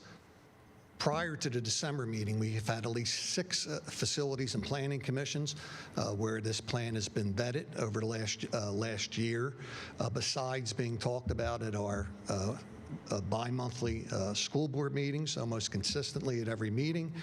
We announce those on TV. That's publicly televised, as this meeting is publicly televised. We've had 2 facilities and planning commission meetings since I believe it was December 1st planning commission meeting, and the attendance at those 2 meetings after that we've had this discussion have still been maybe 3 or 4 people, have shown up. The school district is fully, provided through the sunshine laws, notice through the medium that we're supposed to advertise meetings, just like we do any other meeting. I don't, other than, directly, direct mailing, every house during a meeting, I don't know how we could have publicized it any different than we've publicized it before, and I'm sure the solicitor of the school district could attest to our proper advertisement of the meetings and committee meetings. Thank you. Thank you. Yeah, go ahead. If I may. Yeah. Yes, thank you. With respect to the notice provisions, I believe the township and the school district have complied with what's required under the municipality's planning code and the township saldo. Typically for projects this size, you usually have some zoning issues with it, whether it be impervious, parking, size of, setbacks and those types of things. Usually in the MPC and in the township ordinances, notices go out for that, and I don't know what your requirement is under the township ordinances, if it's 500 feet, adjoining properties are 200 feet, that's usually how it is. But this project was unique in the sense that there was no zoning relief required, so that may have, I guess, added to that lack of notice. But with respect to the development of the project, the township, the school district, as well as the township, I should say, comply with everything we were required to do under the law, and with respect to anything that the board approved, the school board approved, as far as our Act 34 hearing and all those types of things, they were posted on the website as Mr. Pieritano had indicated. So. Thank you. Can you just confirm, Mr. Esposito, so no zoning relief, no reason to send notice to adjacent property owners? There was no zoning relief required here, so under a zoning hearing board application, there is notices sent to surrounding property owners. Under the MPC, there is no requirement to send notice to surrounding property owners for a land development. However, in Middletown actually goes above and beyond every other township, most other townships anyway, and does actually send notices for planning commission meetings for land developments to surrounding neighbors. So we have actually supplied notices when not required. We send out for the planning commission, and we sent them out for our planning commission. And the MPC doesn't require us to. It's unusual. Most towns do not. We send out 500 feet for planning commission. Thank you. Yes, and just one other point. Under the school code for Pennsylvania, the Act 34 hearing that I did mention, we're required to publicize that notice, and we did that in the Courier Times as required by law, and it had a public hearing on it. So that's all. Thank you. Thank you. Ma'am, you had your hand up. Yes. Just please come up and state your name and address.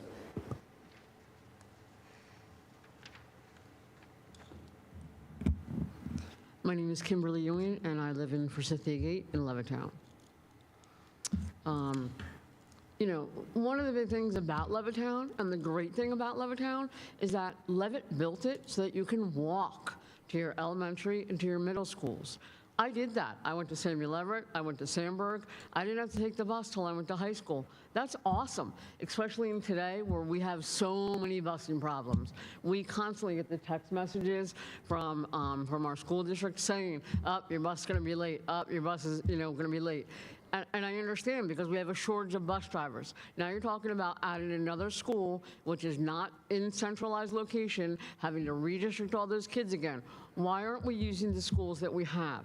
Why aren't we reopening up Samuel Everett? It's being pawned out right now to the IU. Great for me. I don't have a lot of traffic in Forsythia now, so I kind of really enjoy it. But I think the whole purpose of building that school there is so that those children can walk to the elementary school. Why don't we, I understand that retrofitting it costs a lot of money. Why don't we look into taking the building down if it's really in that much disrepair? Although if the IU's using it, I don't see how it could be in that bad of disrepair. Why don't we take the building down, rebuild it, and put all those new, all the LED lighting, all of the wireless routers, all of the new technology that we're going to put into the new school? I'm sure it can't cost more to rip it down and rebuild it than the $35 million that we're proposing for this new school. Also, over at the middle school, we also, I'm part of one of the Hemberger Soccer League. So we have in November, they host a soccer tournament. So does that mean you're going to take out all those soccer fields? So now we're not going to be able to have any of those soccer tournaments? That's not fair to those children. Also, if you're taking away more of those soccer fields, what are they going to use to go out and play on for those middle school and that elementary school? I don't understand why we're taking property away that's used for athletic fields when we have our current schools in great locations that we can either take down and rebuild or retrofit them or use them for what we need because the placement, and it will take away some of the busing stresses that we have currently.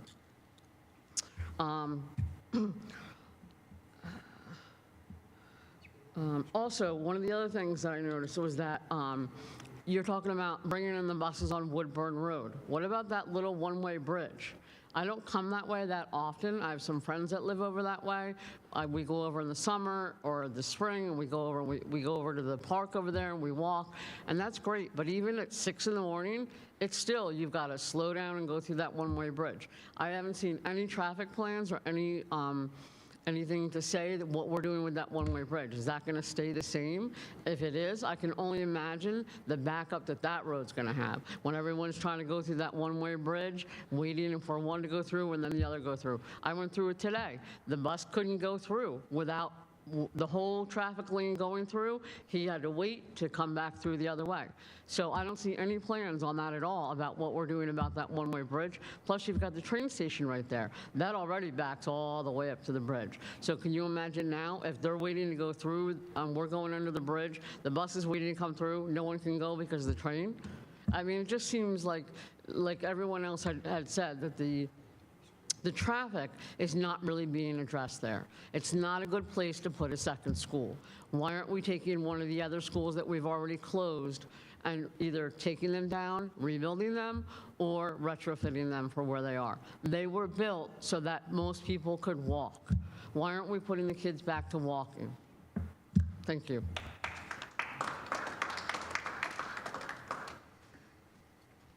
Any other questions from the public or comments? I don't want to necessarily, oh yes, sir.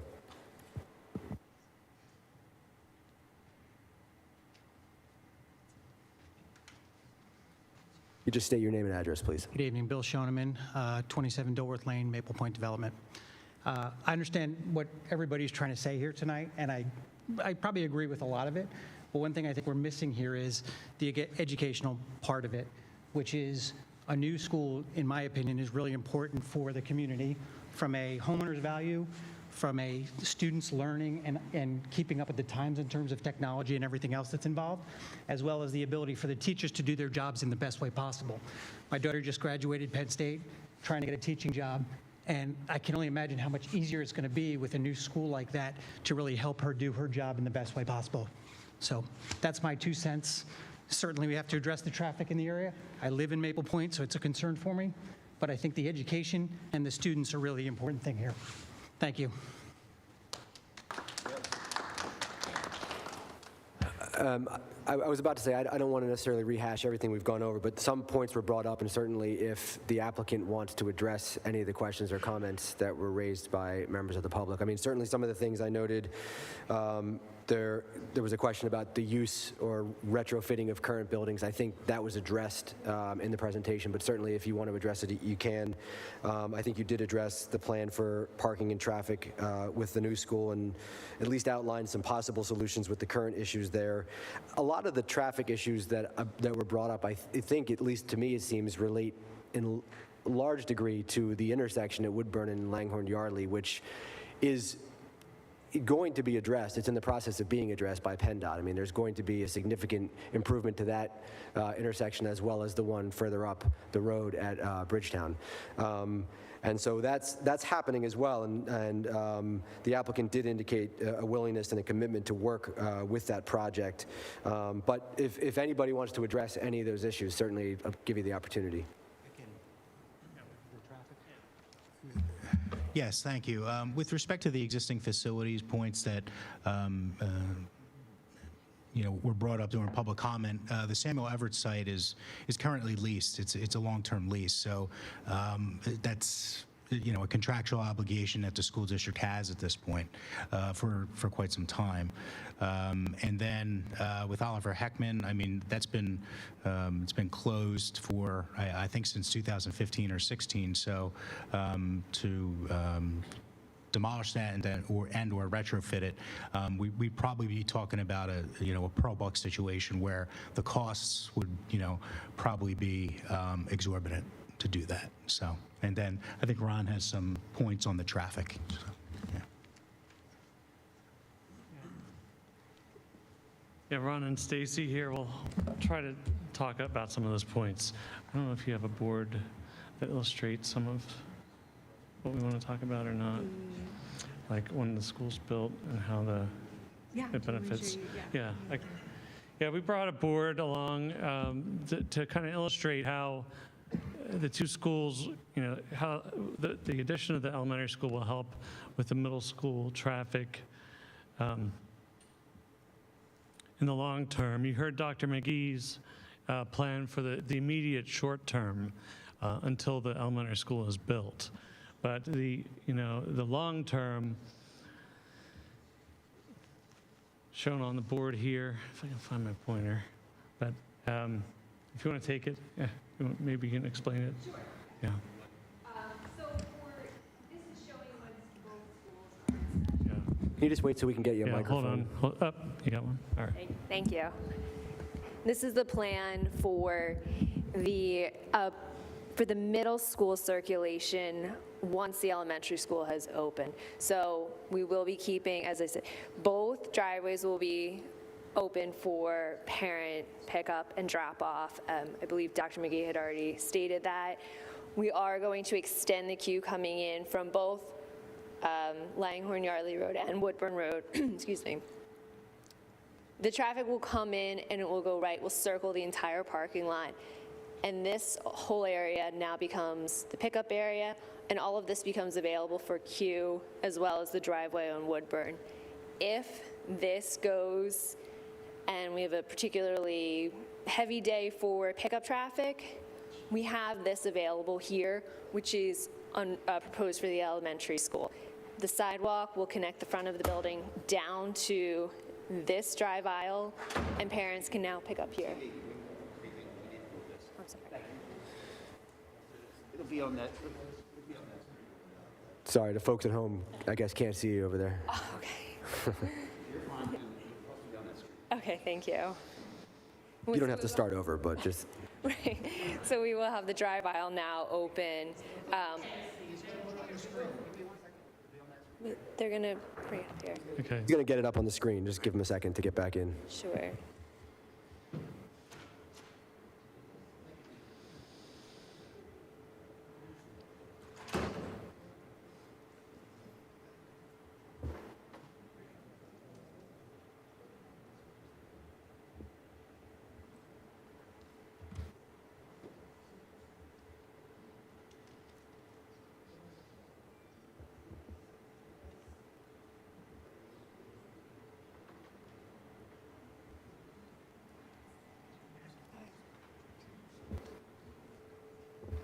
So as I was explaining, we will have this aisle open in front of the school, thus extending the queue from Langhorne Yardley and from Woodburn. As parents come in, they can circle the entire parking lot now.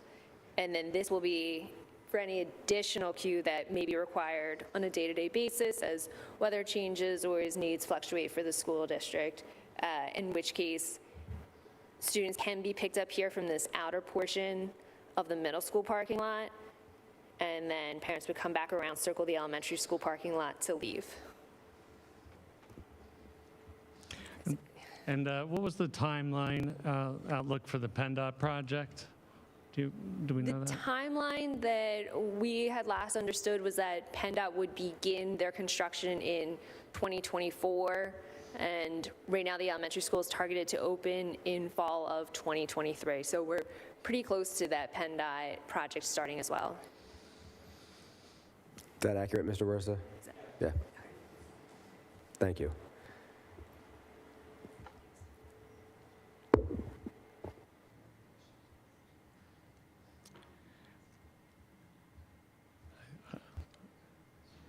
I don't know, I think. Anything else you want to address? I do see there's another, Mrs. Freed, you have another comment? Just, if you don't mind, please come back up to the microphone. I know we can hear you, but people at home can't hear you unless you're talking into a microphone. I hear what you're saying. Can be. Tell me the plan. Okay? So I hear what you're saying. Potentially, so tell me the plan. Tell me how it's fixed before you put this through. You keep talking around the traffic issues. Solve the problem. Okay? Address the issues. You haven't addressed anything in Lakeview Estates, Pintail Court, all the things that came up. So do me a favor. I get Kenby. There's no one to put out there and make Kenby happen, obviously. Okay? Fix it. Tell me your plan. Okay? Unless you're going to get out there and make sure that these cars go this way, who's going to do it?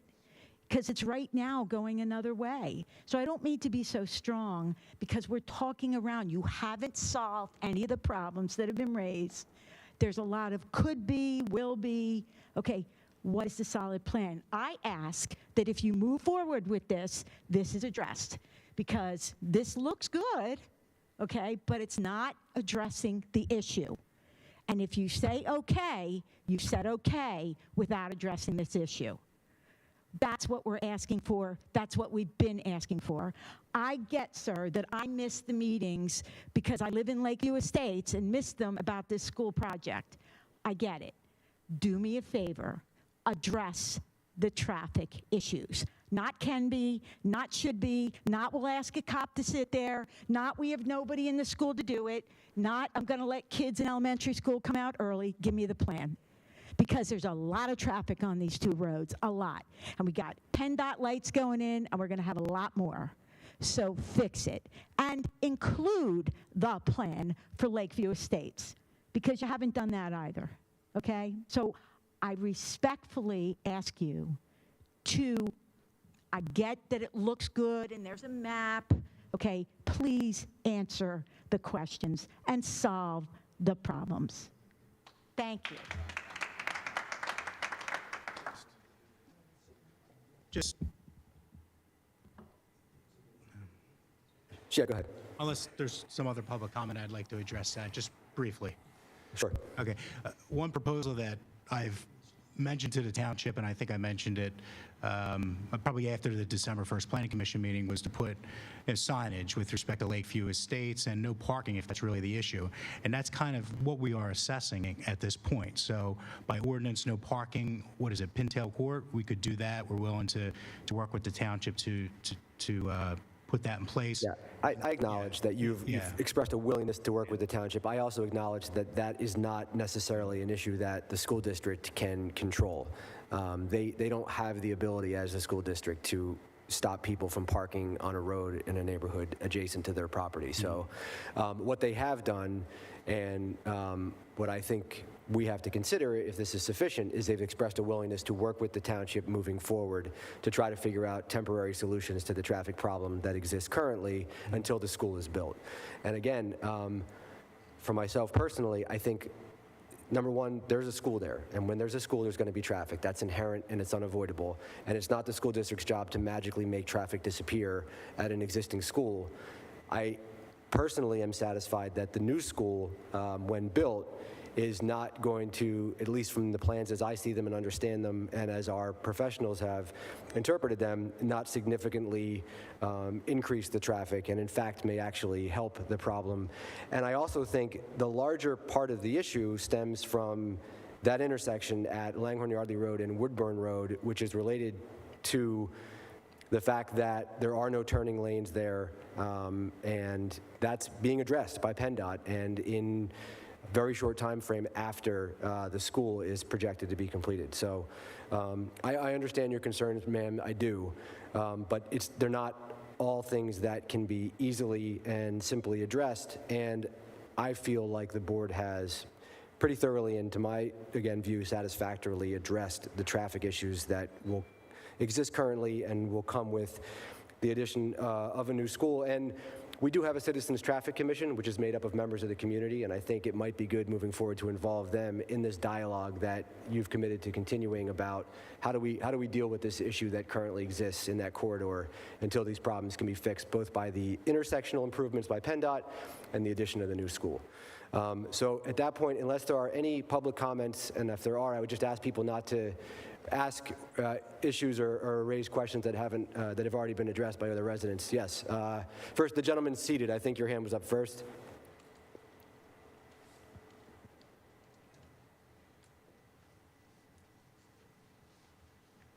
And if you could just please state your name and address, sir.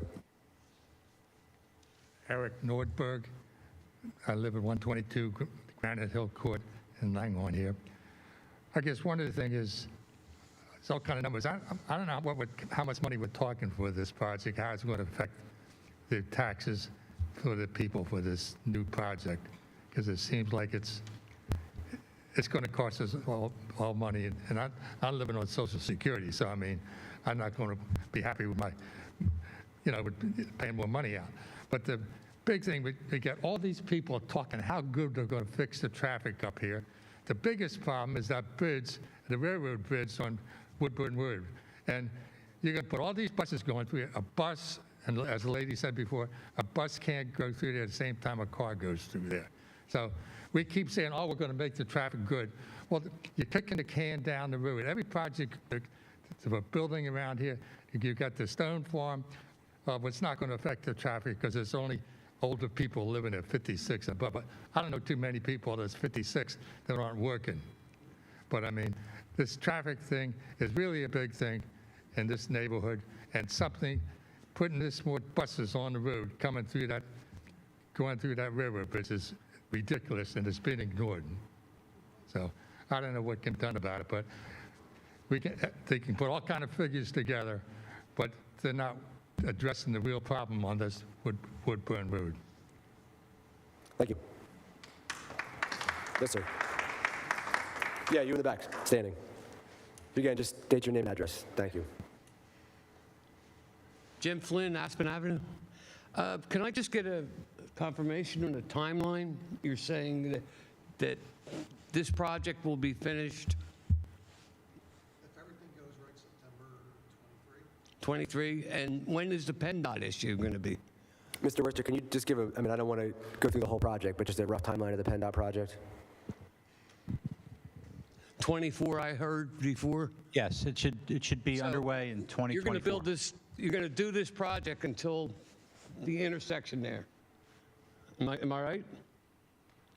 This project is going to finish before the intersection's going to be. Yes, it's scheduled right now, yes. That's totally unacceptable. I'm a former driver for the Shamany School District, and to address this guy, you can avoid that tunnel.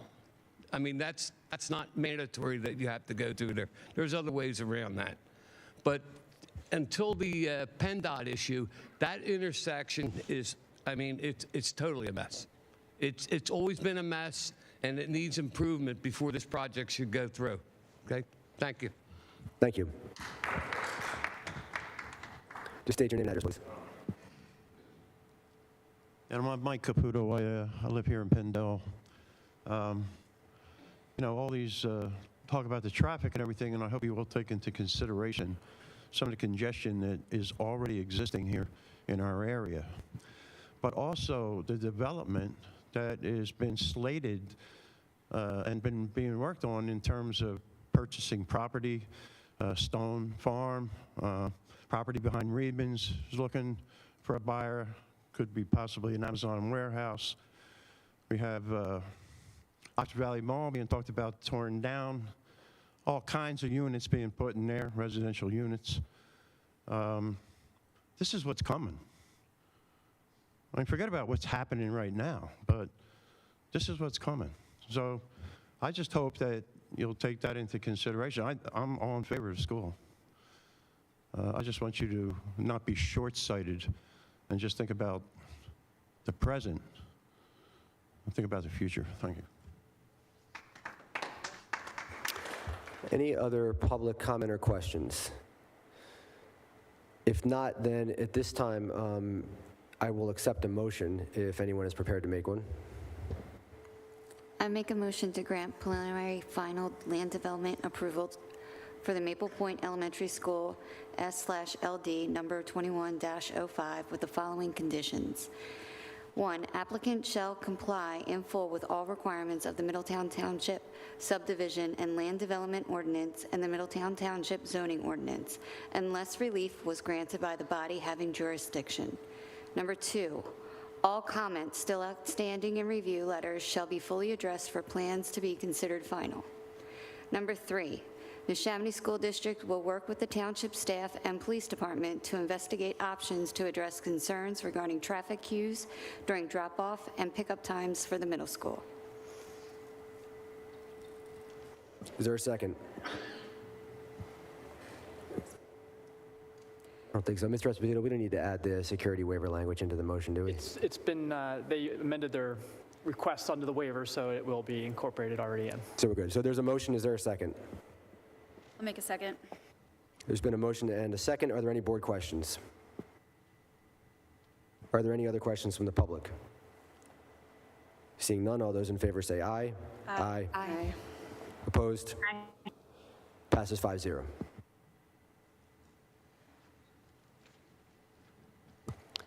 Thank you.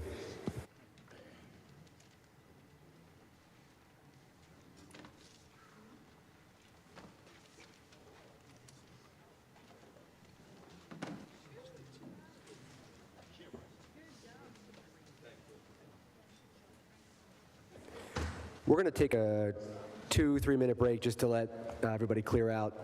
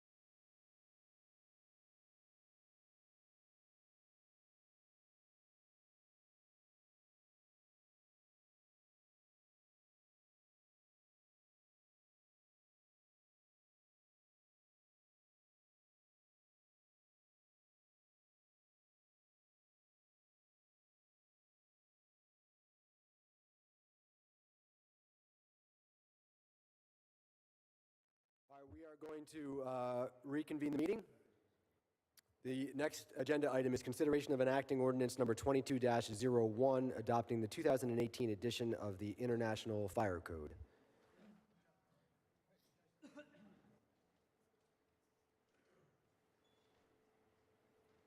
Good evening, Mr. Chairman, board members. Yes, Mr. Don Harris. Harris, I'm the Fire Marshal and Interim Director for the Fire and Emergency Management Department.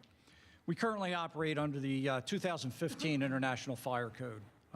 As of February 14th, the state is going to enact the 2018 International Building Code, the whole bundle, which we adopted, each time that the state does it.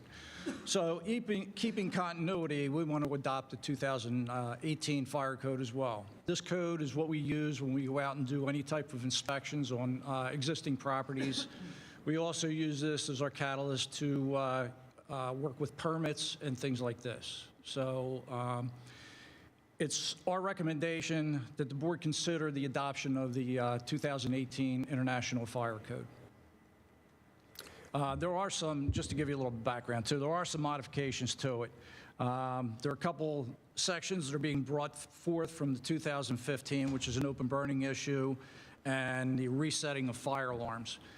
We made some modifications to a few other sections. One that deals with standpipes that calls for a fire hydrant within 100 feet. We added that for a sprinkler system as well because that's more prevalent to what we're dealing with on a daily basis. The other thing was our false alarm ordinance, which we put that in the fire code, which we had the fees assessed with that as well. And we also introduced blasting operations because there's some, it's vague in there with regard to blasting. I put it in more specific to having a blast plan, notification process, and a certificate of insurance and some other things in there. So they're just the amendments that we had made to the current 2018 for adoption. Thank you, Mr. Harris. Do any members of the board have questions? I have a question about the false fire alarms. Yes. I know that we had talked about it before, and it gives the township ability to enact a fee. Is that for habitual abusers, we had said, not just a one-time mistake, or? No, Okay, it's, I just wanted yeah, to- it's for, yes, it's, they get three. Basically what it comes down to, it's primarily geared to the commercial because that's typically what we're dealing with on a regular basis. Okay. So if they get 3 per year, after the third one, starting on the fourth, then they start getting hit with a fee. Okay, thank you. Any other questions? And if not, I can accept a motion. I'll make a motion to, I'm sorry. I'll make a motion to enact ordinance number 22-01, adopting the 2018 International Fire Code. Thank you, Ms. Corporal. Is there a second? Second. There's been a motion and a second. Are there any board questions? Any questions from the public? Seeing none, all those in favor say aye. Aye. Aye. Aye. Opposed? Passes 5-0. Thank you, Mr. Harris. Okay, thank you. Next on the agenda, consideration of authorizing advertisement of an ordinance adopting the 2018 edition of the Uniform Construction Code. Yes, Mr. Ennis. Yes. Good evening, Supervisors. You have my February 7th memo in your meeting packets, and as that memo covers, the Township's building code has to maintain consistency with the state requirements, also known as the Uniform Construction Code. So very similar to Mr. Harris's presentation, we're asking for a motion, as long as the board concurs, for both the Township's building code and property maintenance code to maintain consistency with the 2018 Uniform Construction Code. And that motion would be, you move to authorize the Township Solicitor to draft and advertise an ordinance adopting the 2018 edition of the Uniform Construction Code and the 2018 edition of the Property Maintenance Code. Thank you. Are there any questions, Mr. Ennis? And if not, I can accept a motion. I move to authorize the Township Solicitor to draft and advertise an ordinance adopting the 2018 edition of the Uniform Construction Code and the 2018 edition of the Property Maintenance Code. Thank you, Ms. Corporal. Is there a second? I'll second. Thank you, Ms. Payne. There's been a motion and a second. Are there any board questions? Are there any questions from the public? Seeing none, all those in favor say aye. Aye. Opposed? Passes 5-0. Thank you, Mr. Ennis. Thank you. Next on the agenda, police vehicle purchases. Chief Barbarella.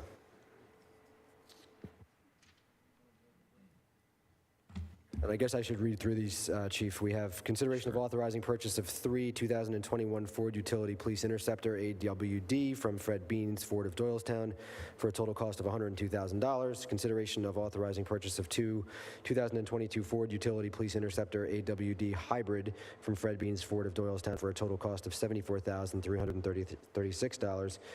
Consideration of authorizing purchase of interior, exterior light, siren, and other related outfitting equipment for the 5 Ford Utility Police Interceptor AWDs from 10-8 Emergency Vehicle Services for a total cost of $43,688.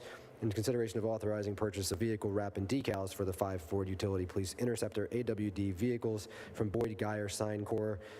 For a total cost of $8,000. Chief. Thank you, Mr. Kizak, fellow board members. The total cost of the purchase is $228,000.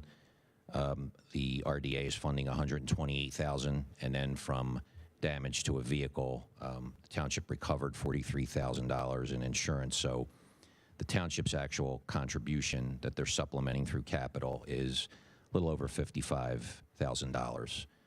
And after a $40 million school, I don't feel so bad asking for 5 police vehicles. So. Thank you, Chief. Sure.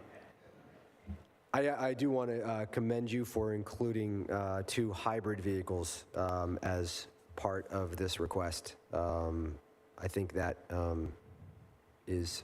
think that's a direction that the board certainly is interested in heading, and it supports the township's climate action plan. So we appreciate you making that recommendation.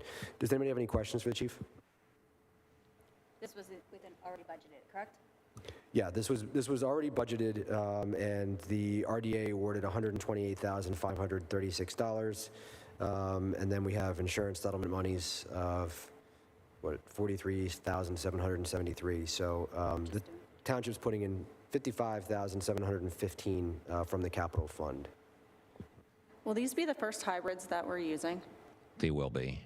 Do we have any plans to kind of track or even study, our cost savings associated with how well they work, so that way we can understand, the board can understand going forward if we can kind of continue to use them for the police department? We do, Ms. Kane. Actually, one of the benefits that we have is a lot of other departments, even some surrounding, have purchased hybrids.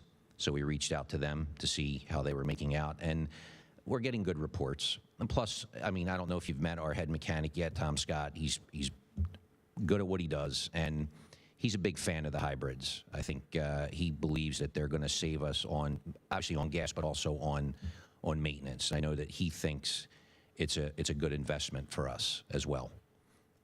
If we could track it and be able to be able to tell the public we are saving money, we are seeing these things. And we will do that. Any other questions for the chief? I will move to authorize the purchase of 3 2021 Ford utility vehicles and 2 2022 Ford utility hybrid vehicles to be fully outfitted as marked patrol units. Is there a second? I'll second. Been a motion and a second. Any board questions? Any questions from the public? Seeing none, all those in favor say aye. Aye. Aye. Opposed? Aye. Passes 5-0. Thanks, Chief. Thank you, Mr. Kizak.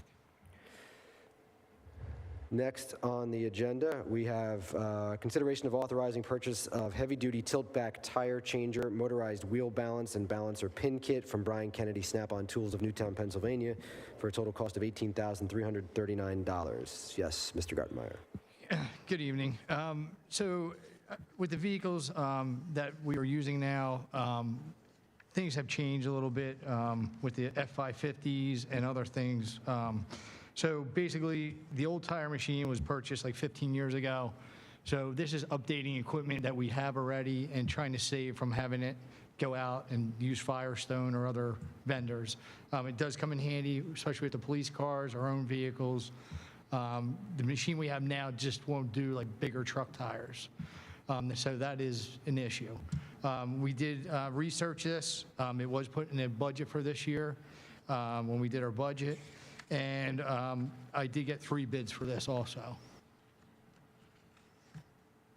Anyone have questions for Mr. Gartmeyer? If not, I can accept the motion. I move to authorize the purchase of one heavy-duty tilt-back tire charger, one motorized wheel balancer with raised display, and one balancer plate pin kit from Brian Kennedy Snap-on Tools of Newtown, PA for the total cost of $18,339. Thank you, Ms. Corporal. Is there a second? I'll second. There's been a motion and a second. Any board questions? Any questions from the public? Seeing none, all those in favor say aye. Aye. Opposed? Passes 5-0. Thank you, Mr. Thank Gartmeyer. you. Next on the agenda, consideration of authorizing purchase and installation of playground equipment at Cobalt Ridge Playground from Martirano Recreation Company of Spring Lake, New Jersey for a total cost of $235,158.86. Mr. Copera. Good evening, Mr. Chairman. The Park and Rec Department is requesting permission from the board to purchase and install a new playground at Cobalt Ridge. The existing unit out there was installed in 2005. It served the community well for 17 years, but now its joints are starting to get a little crinky, so it's time to replace it. Here's the video. During budget time, Ms. Corporal and Ms. Payne had reached out to the Park and Rec Department asking for us to design a playground that had many inclusive features to take care of our special needs community. You'll see this video includes off to the right side, a rock and raft that is wheelchair accessible. You'll see all the ramps that lead up to it. There is a egg-shaped rocking robin that offers an area of solitude for children that may just want a quiet time. Generally, children on the autism spectrum would ideally go to this place. You'll see the musical flowers in the corner. So this was all designed after that meeting, taking into effect everything that we wanted to do for the special needs community as well as the community at large. In my memo, I put that this is a great neighborhood relationship with Cobalt Ridge. I can tell you that we had a tree planting the Saturday before Thanksgiving, and 48 people showed up. You're talking mom, dad, 2 kids, shovels, walking down the street. So it was a great neighborhood. This playground is also accessible through footbridges by the Quincy Hollow, so it's going to be a high-use area in this Levittown area, so it's perfect. Regarding the budget impact, we had asked for the board had approved $210,000 as part of the 2022 budget. When we were talking to the manufacturer, because of material supplies and shipping costs, there was a 12% increase on that. So that's why the budget is $235,000 instead of the previously approved $210,000. The capital budget has more than enough money to take care of it. Since we are a AAA, I'll just throw it out there that as interest rates rise, our $40 million for each 1% that the market interest rates rise, we'll gain an extra $400,000 on that money. So it's just kind of all a push. Does the board or Mr. Warren have any questions for me? Well played. Well played. I don't have any questions, but I want to commend my colleague, Ms. Corporal, for really insisting and pushing for special needs equipment at this playground. And I want to thank and commend you for making sure that this playground included it. It's fantastic. And I want to compliment your video production talents. Well done. Thank you. Any board members have questions for Mr. Copera? If not, I move to execute a contract for the purchase and installation of playground equipment from Martirano Recreation Company, a CoStarz vendor, in the amount of $235,158.86. Thank you, Ms. Corporal. Is there a second? Second it. Thank you. There's a motion and a second. Are there any board questions? Are there any questions from the public? I was going to say, you better say something, Andy. There's been a motion and a second. All those in favor say aye. Aye. Aye. Opposed? Passes 5-0. Thank you, Mr. Copera. Thank you. Thank you. Next on the agenda, we have board appointments. First is consideration of appointing Robert Cope, James McFadden, and John McHale to the Technical Board of Appeals for 5-year terms to expire December 31st, 2026. My understanding is that Mr. Cope, Mr. McFadden, and Mr. McHale have already served on this board and have asked to be reappointed. Yes, correct. So is there a motion to reappoint Mr. Cope, Mr. McFadden, and Mr. McHale? I make a motion to reappoint Robert Cope, James McFadden, and John McHale to the Technical Board of Appeals for a 5-year term to expire 12/31/26. Thank you. Is there a second? I'll second. There's been a motion and a second. Are there any board questions? Are there any questions from the public? Seeing none, all those in favor say aye. Aye. Aye. Opposed? Passes 5-0. Next, we have consideration of an appointment to the vacancy on the Board of Auditors. This is for a term to expire December 31st, 2023. I will make a nomination to appoint Linda Pascali to the vacancy on the Board of Auditors. Is there a second? I second. Are there any other nominations for an appointment to the vacancy on the Board of Auditors? I would like to nominate Patrick Moser. I feel strongly that we must go along with the desire of our electorate and appoint a Republican to a Republican vacated seat. This is an elected seat. I think it's the right thing to do. Mr. Moser is a 55-year resident of Middletown Township. As a healthcare executive, he has extensive knowledge of financial auditing and statistical analysis. He is a Lean Six Sigma Black Belt, trained to lead organization-wide complex projects in an effort to improve quality, productivity, and revenue. His professional resume includes being a physical therapist at St. Mary's, a director at Temple, expanding access to care and new technologies in the most underserved population of Philadelphia. He is a fellow with the American College of Healthcare Executives. He is currently serving as VP of Cardiovascular and Pulmonary Services at Virtua Care, focusing on the efforts to expand access and health equity to preventive care, emergency intervention, and open heart surgery. He co-chairs their Women's Heart Program. Most recently, over the past 2 years, he has volunteered his time at testing sites and vaccination clinics. He volunteers on a primary and general elections as a deputy constable. I think he would exemplify community engagement and leadership and would be an asset to our township. Is there a second? Hearing none, the nomination fails. There's been a motion and a second to appoint Linda Pascali. All those in favor of appointing Linda Pascali to the Board of Auditors for a term to expire December 31st, 2023, say aye. Aye. Aye. Aye. Opposed? Aye. Are you going to allow public comment or no? Oh, okay. Is there any questions from the public?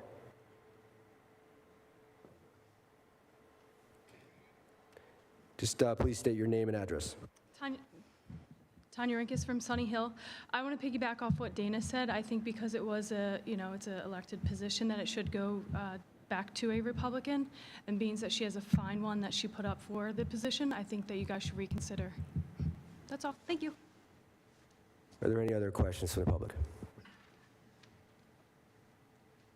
Go ahead.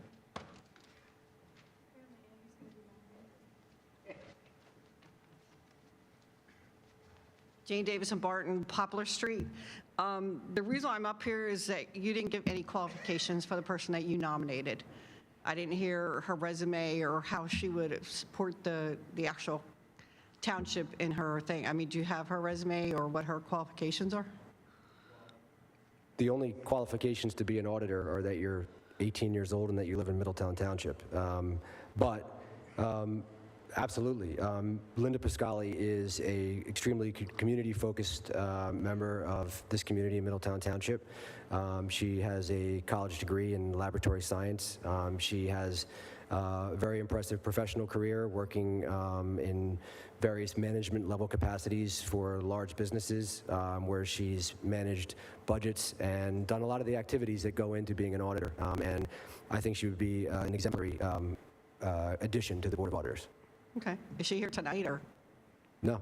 Okay. I didn't know if you had to be here to be nominated, so. No, we usually don't have people who are appointed to boards come to the meeting unless they want to.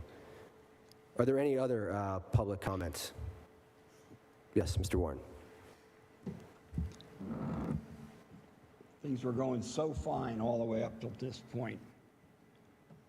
I was going to ask the exact same questions there. You've answered them.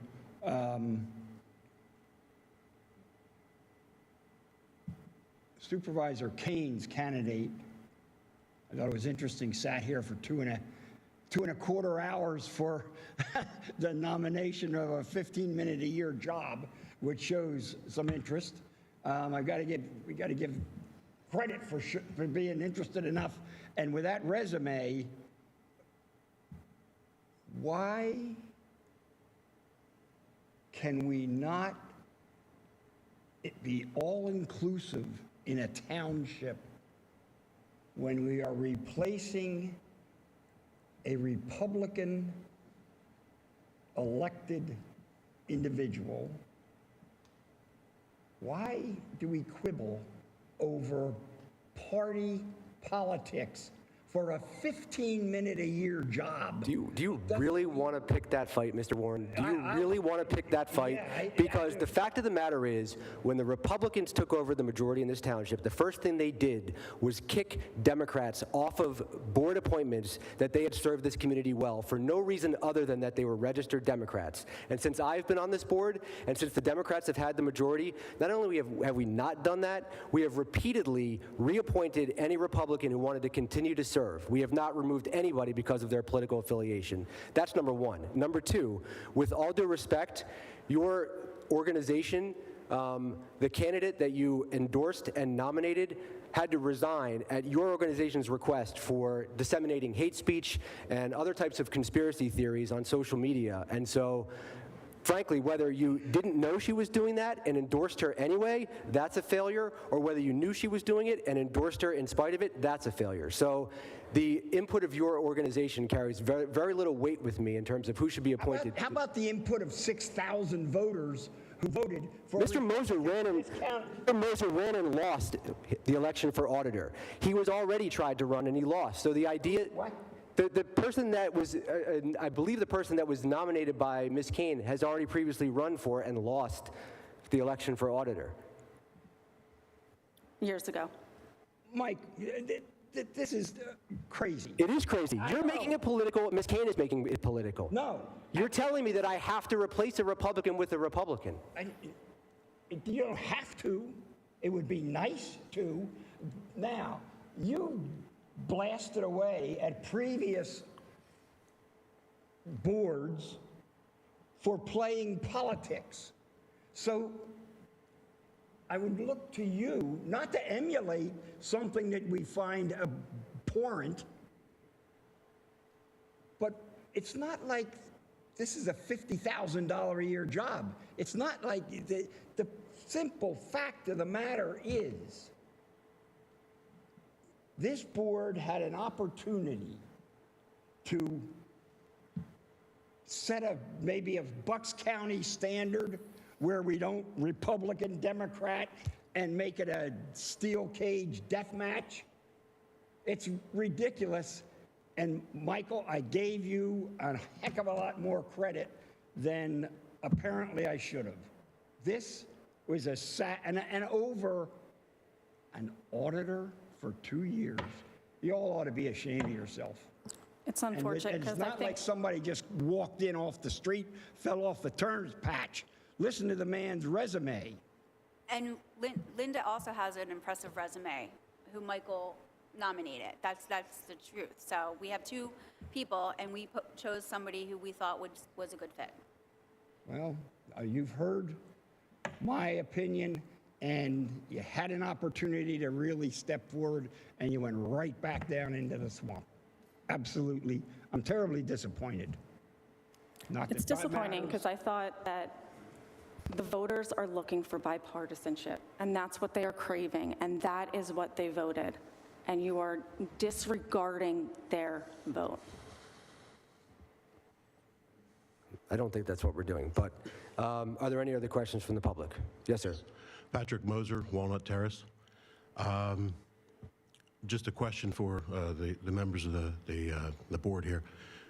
Did you interview the other candidate? Did you reach out and have conversation with her to understand her interests in serving this role? Yes, I did. Well, I can't speak for anybody else, but I did. I did. And did you reach out to all the candidates, all the nominees that were put forward? The only person that I spoke with was Linda Piscali. So your answer is no? My answer is the only person I spoke with was Linda Piscali. So you only... I did not reach out to you, if that's your question. That's exactly my question. You did not interview or have a conversation with all the people who were being nominated for the position. There were 2 people nominated. I nominated Linda Piscali, and I spoke with her before I nominated her, and subsequent to that, you were nominated by Ms. Kane. I did not speak with you. I consider that an abdication of your duties. Have a nice night. Any other questions from the public?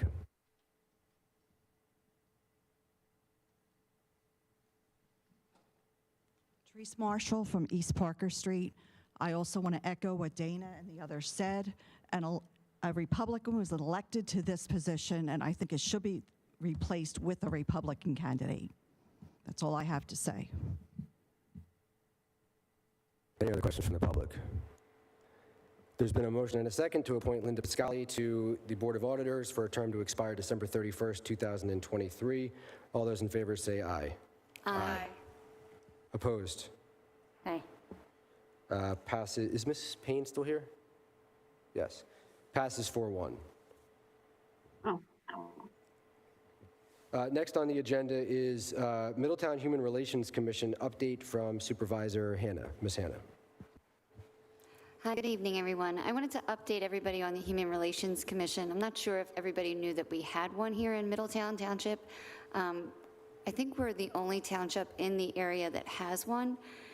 And I wanted to share the information about the Human Relations Commission in light of what has happened recently with the hate speech that has been disseminated and the reaction that we've received from the community. So the Human Relations Commission has been, was created by the Board of Supervisors probably back in September of 2020. So they've been around for a while, and I was chair of the commission last year, and we just started the commission.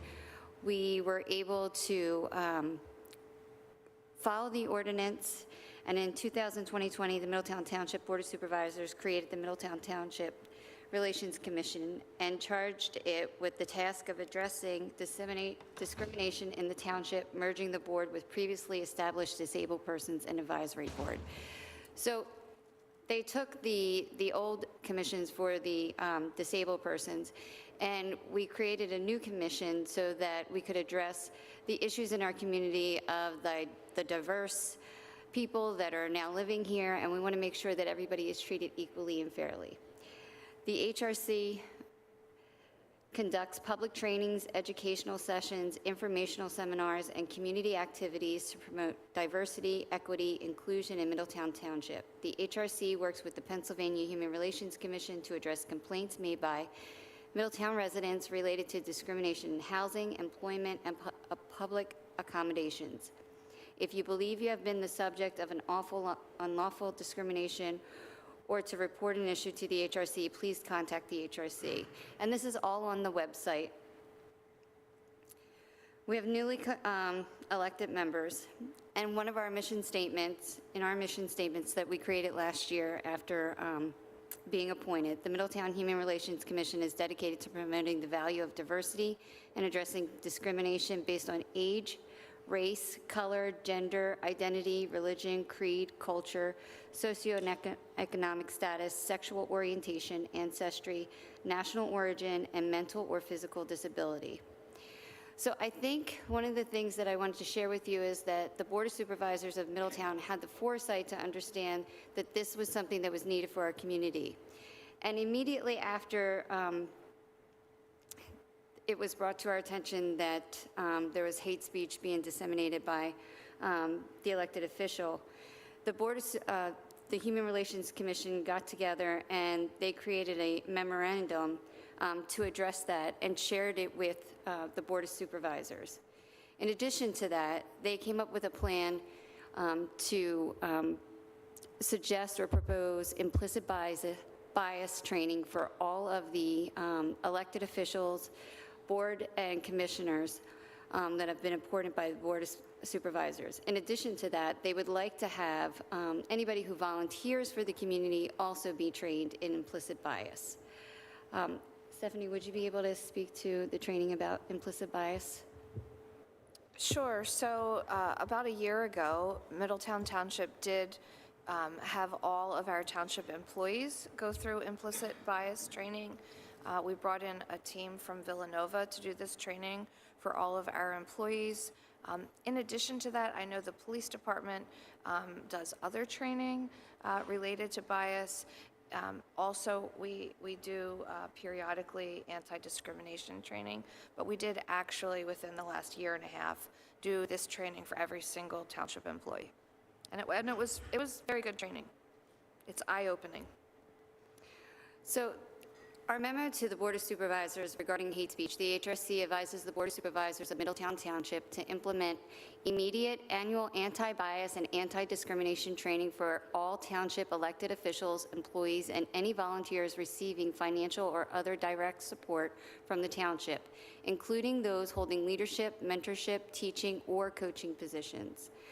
Such training must be nonpartisan and must come from a recognized professional organization with proven expertise in anti-bias and anti-discrimination training, and the training must be extensive and evaluated for efficacy through metrics designed by the training organization.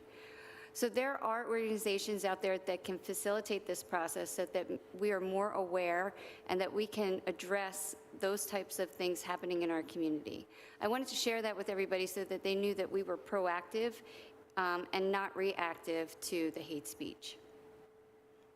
Are there any questions? Is that a recommendation or a demand? It's a recommendation. We understand that asking all volunteers to do so, that would be a lot. It's a recommendation, but we would like all elected officials, board and people who are appointed to be trained in implicit bias. In addition to that, there are pamphlets here for anybody who would like to take them that gives you information about the HRC and what we're able to do for anybody who feels like they are discriminated against.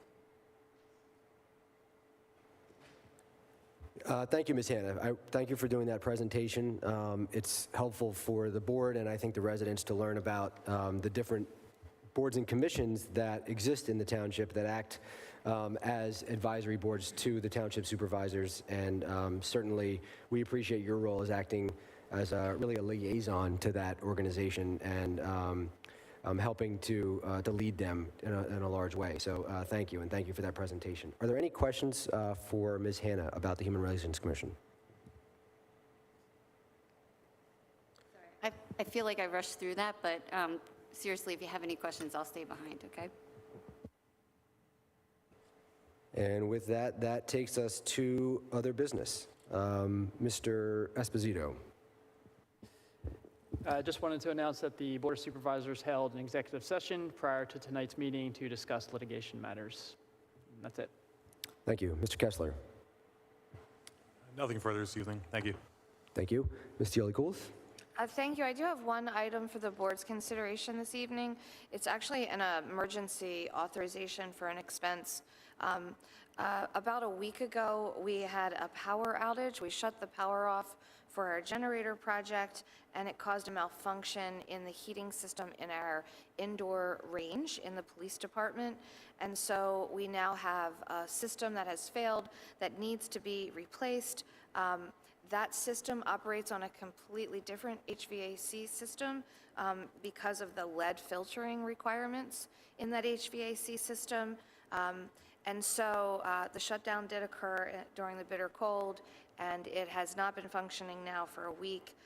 It's very important. I have the chief's email here, critical to the department because of training needs firearms, tasers, lethal and non-lethal weapons, and also, very importantly, is the, reciprocal arrangement that we have with other jurisdictions. We use their outdoor range, they use our indoor range. So we do have need to get this done. I've placed at your spots the proposal from Burns Mechanical. We're recommending or requesting your authorization for the second price, which is the 10-day lead time price. So it's not the highest number, which is the shortest lead time, but we really do feel that 3 to 4 weeks would be too much of a loss for the department in terms of getting behind on training. So we would ask for the board to consider this scope for this project. The total cost is $15,751. Thank you, Ms. Cioli-Cools. I'll make a motion to authorize the gun range coil replacement with Burns Mechanical for the price of $15,751. Is there a second? I'll second. Thank you, Ms. Corporal. There's been a motion and a second. Are there any board questions? Are there any questions from the public? Seeing none, all those in favor say aye. Aye. Aye. Opposed? Aye. Passes 5-0. Thank you, Ms. Cioli-Cools. Moving on with other business. Ms. Hanna. No, I don't, sorry. Thank you. Ms. Kane. I do. I wanted to take a moment to congratulate John on his retirement. I also wanted to take a moment to recognize the anniversary of Detective Christopher Jones' passing. I think it is fitting that we recognized a community hero today, and just wanted to thank all of our first responders, our fire, our police. I know there has been a lot of fires lately and some big accidents that they have taken care of. So thank you for your bravery, thank you for your service, and that is all. Thank you, Ms. Kane. Ms. Payne. Nothing further. Thank you, Ms. Payne. Ms. Corporal. I just wanted to thank Paul for the wonderful presentation. I'm so excited to see this project get started. Thank you. Thank you, Ms. Corporal. I just wanted to thank Mr. Gartenmeyer and the Public Works Department for tackling the recent snow event. That was a difficult storm to manage, and I thought you guys did a really, really incredible job. So thank you, and thank you to your whole team. And I have nothing else, so with that, I'll accept a motion to adjourn. Make a motion to adjourn. Is there a second? Second. Thank you. We are adjourned.